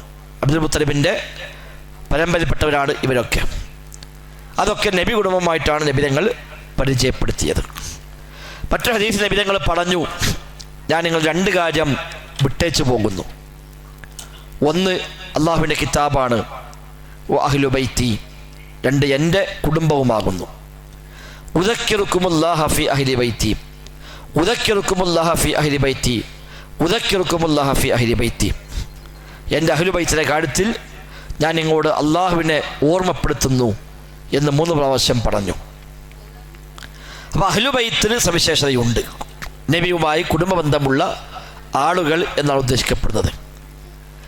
ഇനി അവരോട് നമുക്ക് ചെയ്യാനുള്ളത്, ഒന്ന് അവരെ ആക്ഷേപിക്കാതിരിക്കുക, അവരെ സ്നേഹിക്കുക. അവർ ചെയ്യേണ്ടതോ സക്കാത്ത് സ്വീകരിക്കാതിരിക്കുക. അഹ്ലു ബൈത്തിന് സക്കാത്ത് ഹലാലല്ല. നബി ഞങ്ങൾ പറയും, ഇന്നഹ ലാ തഹില്ലു ലി, എനിക്കത് ഹലാലാവുക ഇല്ല. മറ്റു ഹദീസിൽ കാണാം, ലാ യഹില്ലു മിൻഹ ലി മുഹമ്മദിൻ ലാ യഹില്ലു ലി മുഹമ്മദിൻ വലാ ലി ആലി മുഹമ്മദിൻ മിൻഹാ ഷൈഉൻ.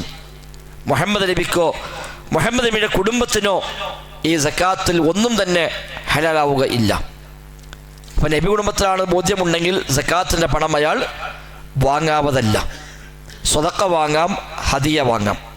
നബി തങ്ങൾ സ്വതക്കയും വാങ്ങുന്നില്ല, ഹദിയ മാത്രമേ വാങ്ങാറുള്ളൂ. ഇന്നത്തെ കാലത്ത് അഹ്ലു ബൈത്ത് ഉണ്ടോ ഇല്ലേ, അല്ലാഹു അഅലം. ഉണ്ടാവാം, ഉണ്ടാകുന്നതിന് വിരോധമൊന്നുമില്ല. പക്ഷെ തങ്ങന്മാർ എന്ന് പറയാൻ എല്ലാവരും നബി കുടുംബമാണോ എന്ന് ചോദിച്ചാൽ അത് ഏതായാലും അല്ല.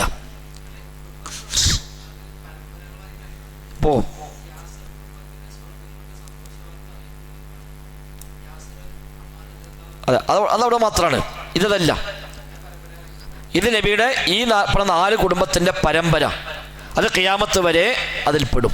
അത് ഹദീസിൽ സൂചനയുണ്ട്. ഖിയാമത്ത് വരെ ആ കുടുംബം അങ്ങനെ ഉണ്ടാകുമെന്ന് സൂചന ഉണ്ട്. അപ്പോൾ അതിൽ പെട്ടവരാണ് എന്ന് ബോധ്യമുണ്ടെങ്കിൽ ഈ പറയപ്പെട്ടത് അവർക്കുണ്ട്. എന്നാൽ ഇന്ന് പറയുന്ന എല്ലാവരും അതിലാണോ? ഏതായാലും എല്ലാവരും ഇതെല്ലാം ഉറപ്പ് തന്നെയാണ്. പിൽക്കാലത്ത് ധാരാളം കബീലകൾ വ്യാജമായി നബി കുടുംബത്തിലേക്ക് ചേർക്കപ്പെട്ട് അറിയപ്പെട്ടവർ ഉണ്ട്. അതുകൊണ്ട് തന്നെ അതെല്ലാം നബി കുടുംബമാകണം എന്നില്ല. ഇന്നുള്ള കുടുംബങ്ങൾ തന്നെ പലരെയും കുറിച്ച് അഭിപ്രായ വ്യത്യാസമുണ്ട്. ഇപ്പോൾ ബുഖാരി കുടുംബം, ബുഖാരി എന്ന് പറയുന്ന കുടുംബം നബി കുടുംബമേ അല്ല എന്നാണ് പ്രബല അഭിപ്രായം. ബുഖാരി എന്ന് പറയുന്ന കുടുംബം നബി കുടുംബമല്ല എന്നാണ് പ്രബലമായ അഭിപ്രായം. നബിയും നബി കുടുംബവും എന്ന പേരിൽ പല ഗ്രന്ഥങ്ങളും പലരും ഇറക്കിയിട്ടുണ്ട്. ആദുൻ നബി അഹ്ലുൽ ബൈത്ത് എന്ന പേരിൽ സലഫി പണ്ഡിതന്മാർ എഴുതിയ ഗ്രന്ഥങ്ങളുണ്ട്. അൽ ഖറാബത്ത് ബൈനൽ ആലി വൽ അസ്ഹാബ്, നബി കുടുംബവും സ്വഹാബിമാരും തമ്മിലുണ്ടായിരുന്ന കെട്ടുബന്ധങ്ങളെ മൊത്തം വിശദീകരിച്ചുകൊണ്ട് കിതാബുൽ ലഭ്യമാണ്. നമുക്ക് സ്വീകാര്യയോഗ്യരായ അഹ്ലുസുന്ന പണ്ഡിതന്മാർ തന്നെ എഴുതിയ ഗ്രന്ഥങ്ങൾ, നബി കുടുംബവുമായി അന്ന് ഏതെല്ലാം സ്വഹാബിമാർക്ക് കെട്ടുബന്ധങ്ങളുണ്ട്, അവിടെ എവിടെയെല്ലാം മക്കളുണ്ടായി, അത് വിശദമായി പ്രതിപാദിക്കുന്ന കിതാബുകൾ നമുക്ക് ലഭ്യമാണ്. അപ്പം ഇന്നുള്ള കബീലകൾ എല്ലാം നബി കുടുംബമാകണം എന്നില്ല. മറ്റൊരു കാര്യം, ഈമാനും അമലും കൊണ്ട് ഒരാൾ നബിയുടെ മാതൃകയിൽ ഇല്ലെങ്കിൽ പിന്നെ കുടുംബം കൊണ്ട് നബിയോടൊപ്പമായിട്ട് പ്രത്യേകിച്ച് കാര്യമൊന്നുമില്ല. നബി ഞങ്ങൾ പറഞ്ഞു, മൻ ബത്അ ബിഹി അമലുഹു ലം യുസ്ഇ ബിഹി നസബുഹു. ഒരാൾ അമല് കൊണ്ട് പിറകിലാണെങ്കിൽ കുടുംബം കൊണ്ട് അയാൾക്ക് മുന്നേറാൻ സാധിക്കുകയില്ല എന്ന് പറഞ്ഞിട്ടുണ്ട്. അപ്പം ഈമാനും അമലു സ്വാലിഹും ശരിയല്ലെങ്കിൽ നബി കുടുംബത്തിലാണ് എന്നതുകൊണ്ട് മാത്രം പ്രത്യേകിച്ച് അയാൾക്ക് അതുകൊണ്ട് കാര്യമൊന്നും ഇല്ല.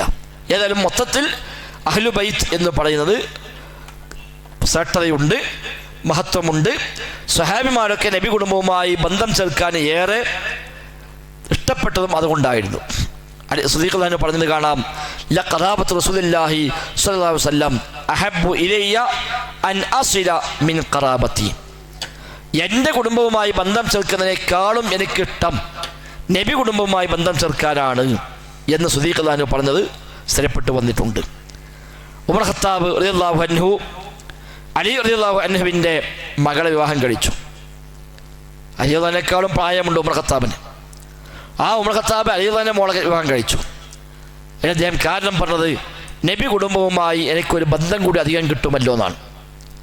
നബി കുടുംബവുമായി ഒരു ബന്ധം കൂടി അധികം കിട്ടുമല്ലോ, അതിനു വേണ്ടിയാണ് അദ്ദേഹം ആ വിവാഹം കഴിച്ചത് എന്നാണ്. അപ്പോൾ സ്വഹാബിമാരൊക്കെ നബി കുടുംബത്തിൽ ആ മഹത്വം കൽപ്പിച്ചു പോന്നിട്ടുണ്ട്. ആ നിലക്ക് സ്നേഹവും സ്ഥാനമാനങ്ങളൊക്കെ അവരൊക്കെ വകവെച്ച് കൊടുത്തിട്ടുണ്ട്. ഇബ്നു തൈമിയ്യ റഹിമഹുല്ല ഒരുപാട് മാതൃകൾ ആ വിഷയത്തിൽ പഠിപ്പിച്ച ആളാണ്. മുഹമ്മദ് അബ്ദുൽ വഹാബ് റഹിമഹുല്ല ധാരാളമായി നബി കുടുംബത്തിലെ മഹത്വത്തെക്കുറിച്ച് പറയുകയും ആ സ്നേഹം അദ്ദേഹം പല നിലക്ക് പ്രകടിപ്പിക്കുകയും ചെയ്തത് കാണാൻ സാധിക്കുന്നുണ്ട്. ആധുനിക കാലത്തും ആ വിഷയത്തിൽ മാത്രം ഗ്രന്ഥം എഴുതിയ പണ്ഡിതന്മാരുമുണ്ട് എന്നതാണ് സൂചിപ്പിക്കാനുള്ളത്. വല്ലാഹു അഅലം.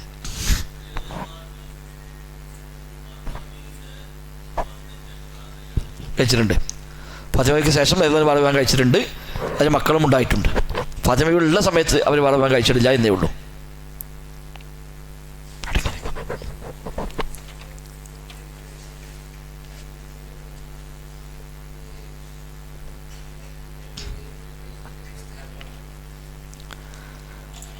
തലമറക്കുന്ന വിഷയം അതിൽ പൊതുവെ ഒരു ആദിയായ സുന്നത്ത് എന്ന് പറഞ്ഞു പോരാറുണ്ട്.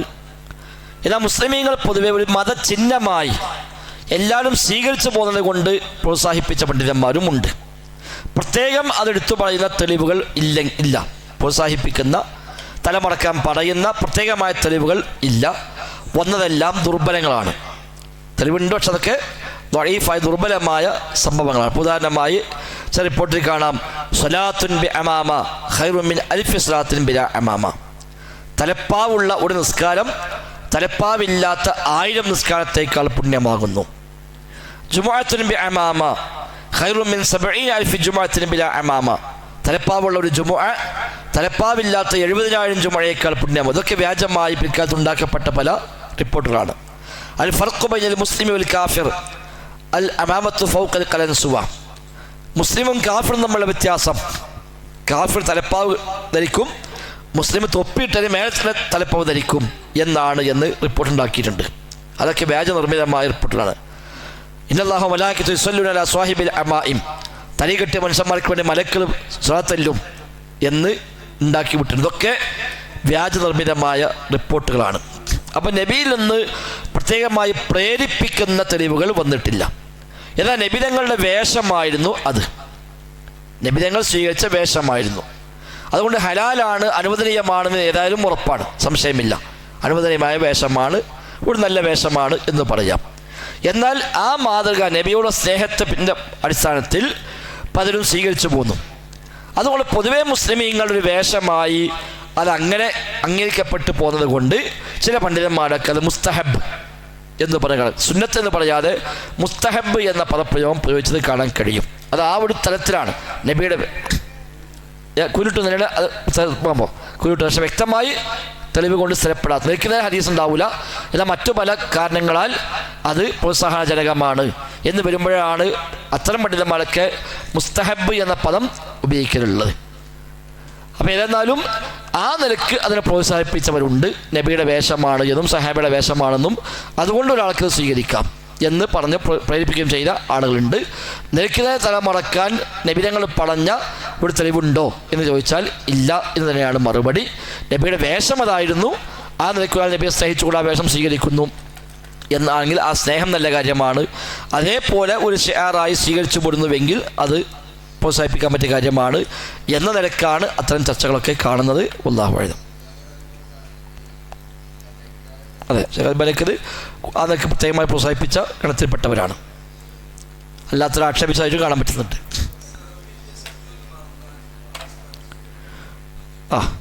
സഹ്വിന്റെ സുജൂദ് സുന്നത്തേ ഉള്ളൂ.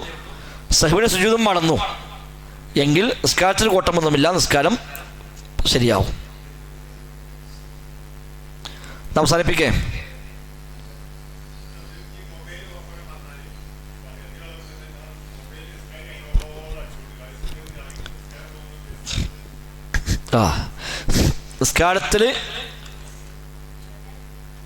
നിസ്കാരത്തിൻ്റെ സാധുതയെ ബാധിക്കാത്ത രൂപത്തിലുള്ള അത്തരം പ്രവൃത്തികൾ ആകുന്നതിന് വിരോധമൊന്നുമില്ല.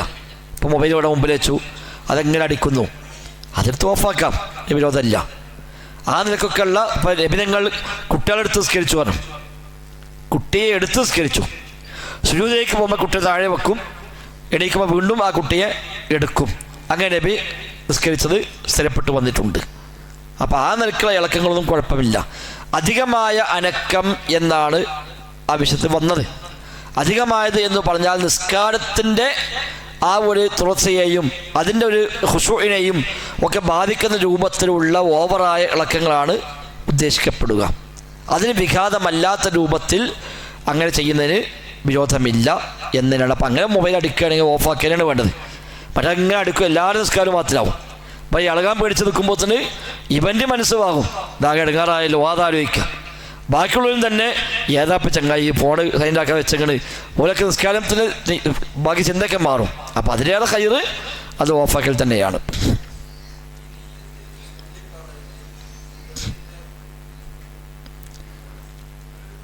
അതെ, നിയ്യത്ത് ചൊല്ലിപ്പെടുക എന്നത് ബിദ്അത്തായി തന്നെയാണ് നല്ലൊരു ശതമാനം പണ്ഡിതന്മാരും എടുത്തു പറഞ്ഞത്. കാരണം നബിതങ്ങൾ ആണ് എല്ലാ അമലും പഠിപ്പിച്ചത്. നബിയിൽ നിന്ന് ഒരിക്കൽ പോലും അങ്ങനെ ഒരു നിയ്യത്ത് ചൊല്ലിയ അത് ചൊല്ലാൻ പറഞ്ഞ പഠിപ്പിച്ചു കൊടുത്ത ഒരു സംഭവം പോലും ഉദ്ധരിക്കപ്പെടുന്നില്ല. സ്വഹാബിമാരിൽ ഒരാൾ പോലും അങ്ങനെ പ്രത്യേകം നെയ്യത്ത് ഇങ്ങനെ പഠിപ്പിച്ച് അതിങ്ങനെ പകർന്നു കൊടുത്ത് അത് മറ്റും ചൊല്ലിപ്പിച്ചു കൊടുത്ത് അങ്ങനത്തെ രീതി ഇല്ല. അപ്പം നബിയുടെയോ സ്വഹാബത്തിൻ്റെയോ മാതൃക ഇല്ല എന്നതിനാൽ അത് സുന്നത്താണ് എന്നൊക്കെ ചെയ്യുമ്പോൾ ബിദ്അത്തായി മാറും എന്നാണ് ഇബ്നു തൈമിയ്യ റഹിമഹുല്ലാഹ്, ഇബ്നു ഖയ്യിം റഹിമഹുല്ലാഹ് അടങ്ങിയവരൊക്കെ പറഞ്ഞത് അങ്ങനെ തന്നെയാണ്. അല്ലാഹു അഅലം.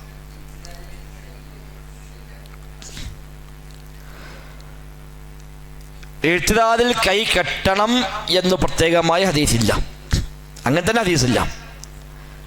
പിന്നെ ഉള്ളത് നബിയുടെ നിസ്കാരം പറഞ്ഞപ്പോൾ നബിതങ്ങൾ നിന്നു, തക്ബീറത്തുൽ ഇഹ്റാം കെട്ടി, ഫാത്തിഹ ഓതി, സൂറത്ത് ഓതി, റുക്കൂയിലേക്ക് പോയി എന്നൊക്കെ പറഞ്ഞ ശേഷം പിന്നീട് പൂർവ്വസ്ഥിതിയിലേക്ക് മടങ്ങി എന്ന് പറഞ്ഞു.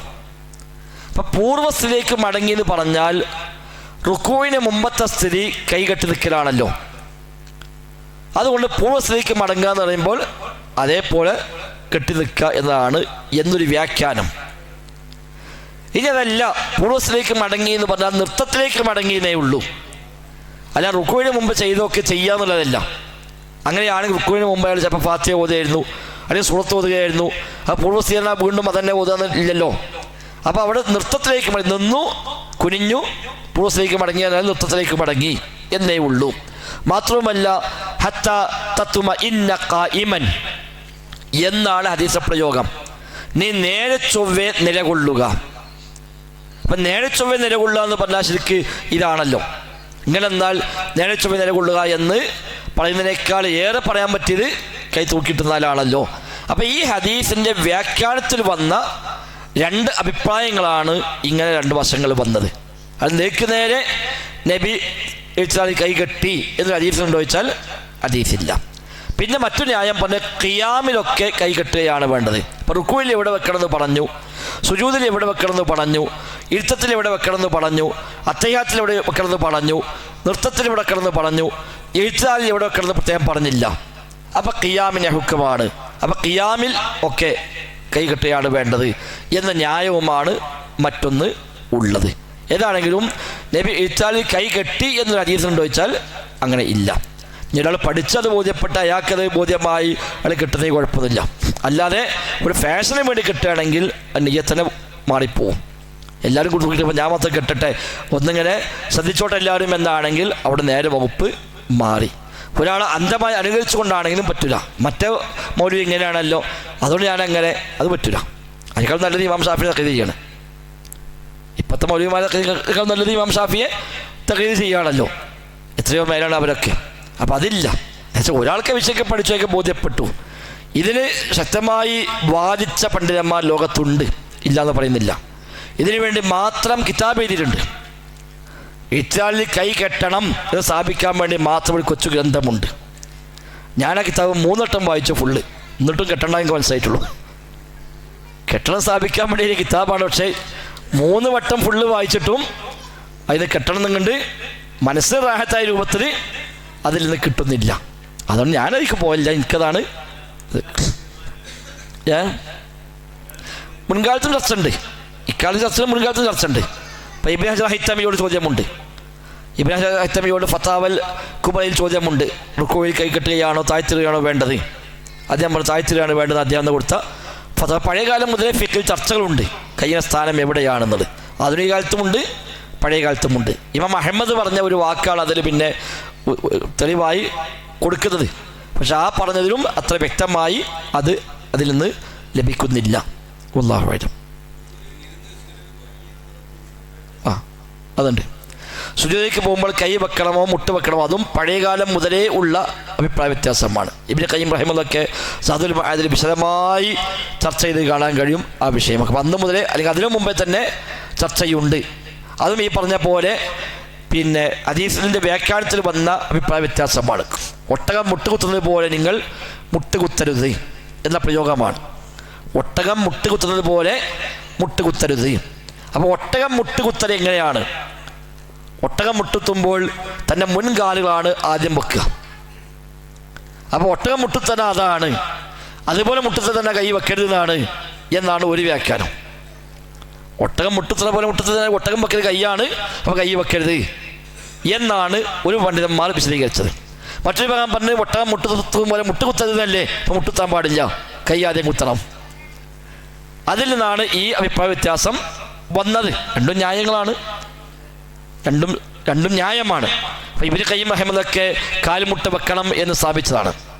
ഷെയ്ഖ് അൽബാനി ഇബ്നു ഖയ്യിം പറഞ്ഞത് ശരിയായില്ല എന്ന് പറഞ്ഞുകൊണ്ട് വഖദ് അഗ്റബ ഇബ്നുൽ ഖയ്യിം, ഇബ്നു ഖയ്യിം പറഞ്ഞത് വളരെ ഒരു അപരിചിതമായ അഭിപ്രായമാകുന്നു എന്ന് പറഞ്ഞുകൊണ്ട് അദ്ദേഹം അവിടെ കൈകളാണ് വെക്കേണ്ടത് എന്ന് സ്ഥാപിക്കുന്നു. മുമ്പേ ഉള്ള ചർച്ചയാണ്. കൂടുതൽ സൂക്ഷ്മമായ നിലപാടായി മനസ്സിലാകുന്നത് കൈകൾ ആദ്യം വെക്കുക എന്നതാണ്. സുജൂദിലേക്ക് പോകുമ്പോൾ കൈകൾ ആദ്യം വെക്കുക എന്നതാണ് കൂടുതൽ സൂക്ഷ്മമായതായിട്ട് മനസ്സിലാകുന്നത്. അല്ലാഹു അഅലം. അതിപ്പോൾ ഞാൻ ഒരാൾ മുട്ട് വെച്ചു, അതിൽ വിരോധമൊന്നുമില്ല. ഈ വ്യത്യാസം വന്നുകൊണ്ട് തന്നെ ഒരാൾ കാൽമുട്ട് ആദ്യം കുത്തി, ഒരാൾ കൈ ആദ്യം കുത്തി, അതൊന്നും ഒരു വലിയ പ്രശ്നമാക്കി എടുക്കേണ്ടതൊന്നുമല്ല.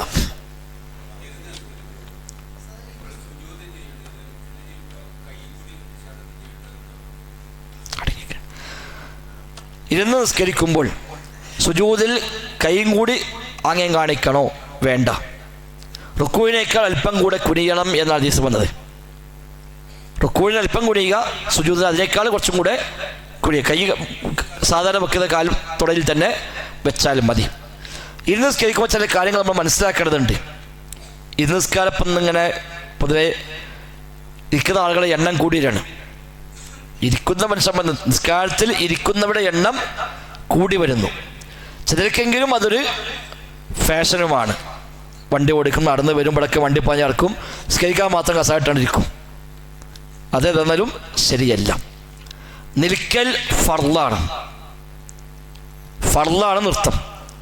ഒരു ഫർള് ചെയ്യാതിരിക്കണമെങ്കിൽ അതിന് മാത്രം വലിയ ന്യായം അയാൾക്ക് വേണം. അപ്പം നിന്ന് നിസ്കരിക്കാൻ കഴിയില്ല എങ്കിൽ ഇരുന്ന് നിസ്കരിക്കാം. ഫഇല്ലം തസ്തത്ഇ, നബിയുടെ പ്രയോഗം അതാണ്. ഫഇല്ലം തസ്തത്ഇ, എനിക്ക് കഴിയില്ലെങ്കിൽ ഫസല്ലി ഖാഇദ, നീ ഇരുന്ന് കൊണ്ട് നിസ്കരിക്കുക. ഇമ്രാൻ ബിൻ ഹുസൈൻ റളിയല്ലാഹു അൻഹുവിനോട് നബി പറഞ്ഞത്, ഇമ്രാൻ ബിൻ ഹുസൈന് പൈൽസ് ബാധിച്ച് വല്ലാതെ ക്ഷീണിതനായി രോഗിയായി അദ്ദേഹം കിടക്കുമ്പോൾ നബിതങ്ങൾ അദ്ദേഹത്തെ കാണാമെന്നു. അപ്പോൾ നബിതങ്ങൾ പറഞ്ഞത് സ്വല്ലി ഖായിമൻ, നീ നിന്ന് നിസ്കരിക്കണം. കഴിയില്ലെങ്കിൽ ഇരുന്നു കൊണ്ട്, കഴിയില്ലെങ്കിൽ കിടന്നുകൊണ്ട്. അപ്പം കഴിയില്ലെങ്കിൽ മാത്രമേ ഇരുന്ന് നിസ്കരിക്കലുള്ളൂ. അല്ലാതെ കാലുമ്പോൾ ചെറിയ മുറിയുണ്ട്, അവിടെ ചെറിയ വേദന ഉണ്ട്, അപ്പോഴേ കസാരത്തിരിക്കുക, അതൊരു ഫാഷനായി കാണുക, അതൊന്നും പറ്റൂല. അത് തന്നെ ഇരിക്കേണ്ടത് ശരിക്ക് നിലത്താണ്, കസാരമേതല്ല. ഇരിക്കേണ്ടത് ശരിക്ക് നിലത്താണ്.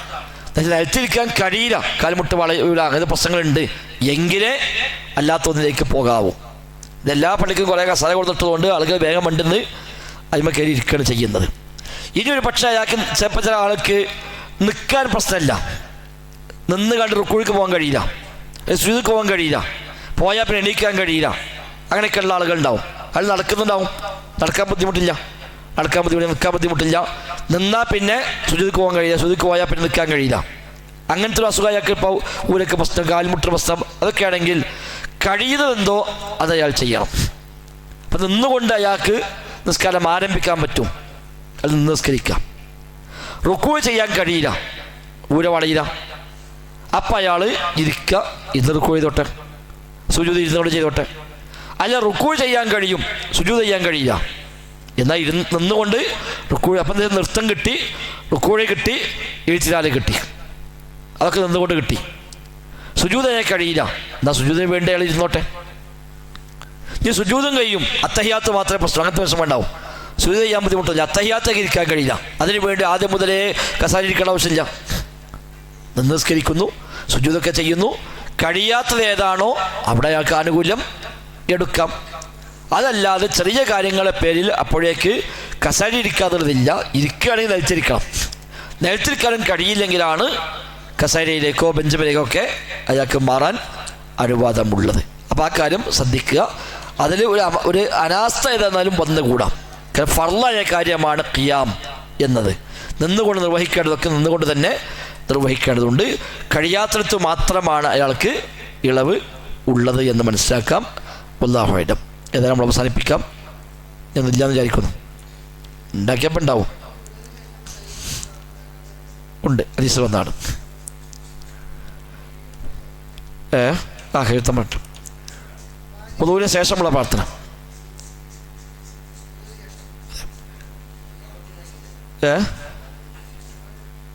ഇഖാമത്തിന് ഇല്ല, ബാങ്കിന് ശേഷമാണ് പറഞ്ഞത് ആ പ്രാർത്ഥന. പിന്നെ ഇഖാമത്ത് ശേഷം അത് ചൊല്ലാൻ പറഞ്ഞ ചില പണ്ഡിതന്മാരുടെ അഭിപ്രായങ്ങൾ കാണും. അതിന് കാരണം ബാങ്ക് എന്നതിന് അറബിയിൽ അദാൻ എന്നാണ് ഉപയോഗിക്കുന്നത്. ഇഖാമത്തിനും അദാൻ എന്ന് ഹദീസ് ഉപയോഗിച്ചിട്ടുണ്ട്. ബൈന കുല്ലി അദാനൈനി സ്വലാ എന്ന് ഹദീസ് കാണാം. എല്ലാ രണ്ട് അദാനിനുമിടയിൽ നിസ്കാരമുണ്ട്. രണ്ട് അദാൻ ഏതാ? ബാങ്കും ഇഖാമത്തുമാണ്. അപ്പോൾ ഒരു ബാങ്കിനും ഇഖാമത്തിനും ഇടയിൽ സുന്നസ്കാരമുണ്ട് എന്നതിക്ക് നബി പറഞ്ഞ വാക്ക് ബൈന കുല്ലി അദാനൈനി, രണ്ട് അദാനുകൾക്കിടയിൽ. അപ്പോൾ അദാൻ എന്ന് ബാങ്കിനും പറയാം, ഇഖാമത്തിനും പറയാം. അതുകൊണ്ട് അദാന് കേട്ടാൽ ഇങ്ങനെ പ്രാർത്ഥിക്കുക എന്ന് പറഞ്ഞത് കൊണ്ട് അത് അദാൻ എന്നുള്ള ബാങ്ക് മാത്രമല്ല, ഇഖാമത്ത് കേട്ടാലും പ്രാർത്ഥിക്കാമെന്ന് ആ ഹദീസിന് അർത്ഥം വെക്കാം എന്ന ന്യായപ്രകാരം ചിലരൊക്കെ പറഞ്ഞു ഇഖാമത്ത് ശേഷം ആ ദുആ നിർവഹിക്കാം. എന്നാൽ ഇഖാമത്ത് ശേഷം ഇങ്ങനെ ചൊല്ലുക എന്ന് ഹദീസ് ഉണ്ടോ ചോദിച്ചാൽ ഇല്ല. വന്നത് ഈ ഹദീസാണ്. ആ ഹദീസിൽ ഇദാ സമഅ്തുമുൽ മുഅദ്ദിന, മുഅദ്ദിൻ വിളിക്കുന്നത് കേട്ടാൽ നിങ്ങൾ അതേപോലെ പറയുക, ശേഷം ഇങ്ങനെ പ്രാർത്ഥിക്കുക എന്നാണ് പറഞ്ഞത്. അപ്പോൾ ആ ഹദീസിൽ ഒന്നാമത്തെ ഉദ്ദേശം ബാങ്ക് തന്നെയാണ്. എന്നാൽ ഇഖാമത്തിനും ബാധകമാണ് എന്ന് പറഞ്ഞ പണ്ഡിതന്മാരെ കാണാം. അത് ഈ ഹദീസിനെയാണ് അതിനുമുള്ള തെളിവ്. വല്ലാഹു അഅലം. അഴുത് ഇവിടെ ഓതാം, ഖുർആൻ ഓതുമ്പോഴൊക്കെ അഴുതാം. ഫാത്തിഹ ഓതുമ്പോഴും സൂറത്ത് ഓതുമ്പോഴൊക്കെ അഴുതും ബിസ്മിയും എല്ലാ സ്ഥലത്തും സുന്നത്ത് തന്നെയാണ്. ശരി, നമ്മൾ അവസാനിപ്പിക്കാം.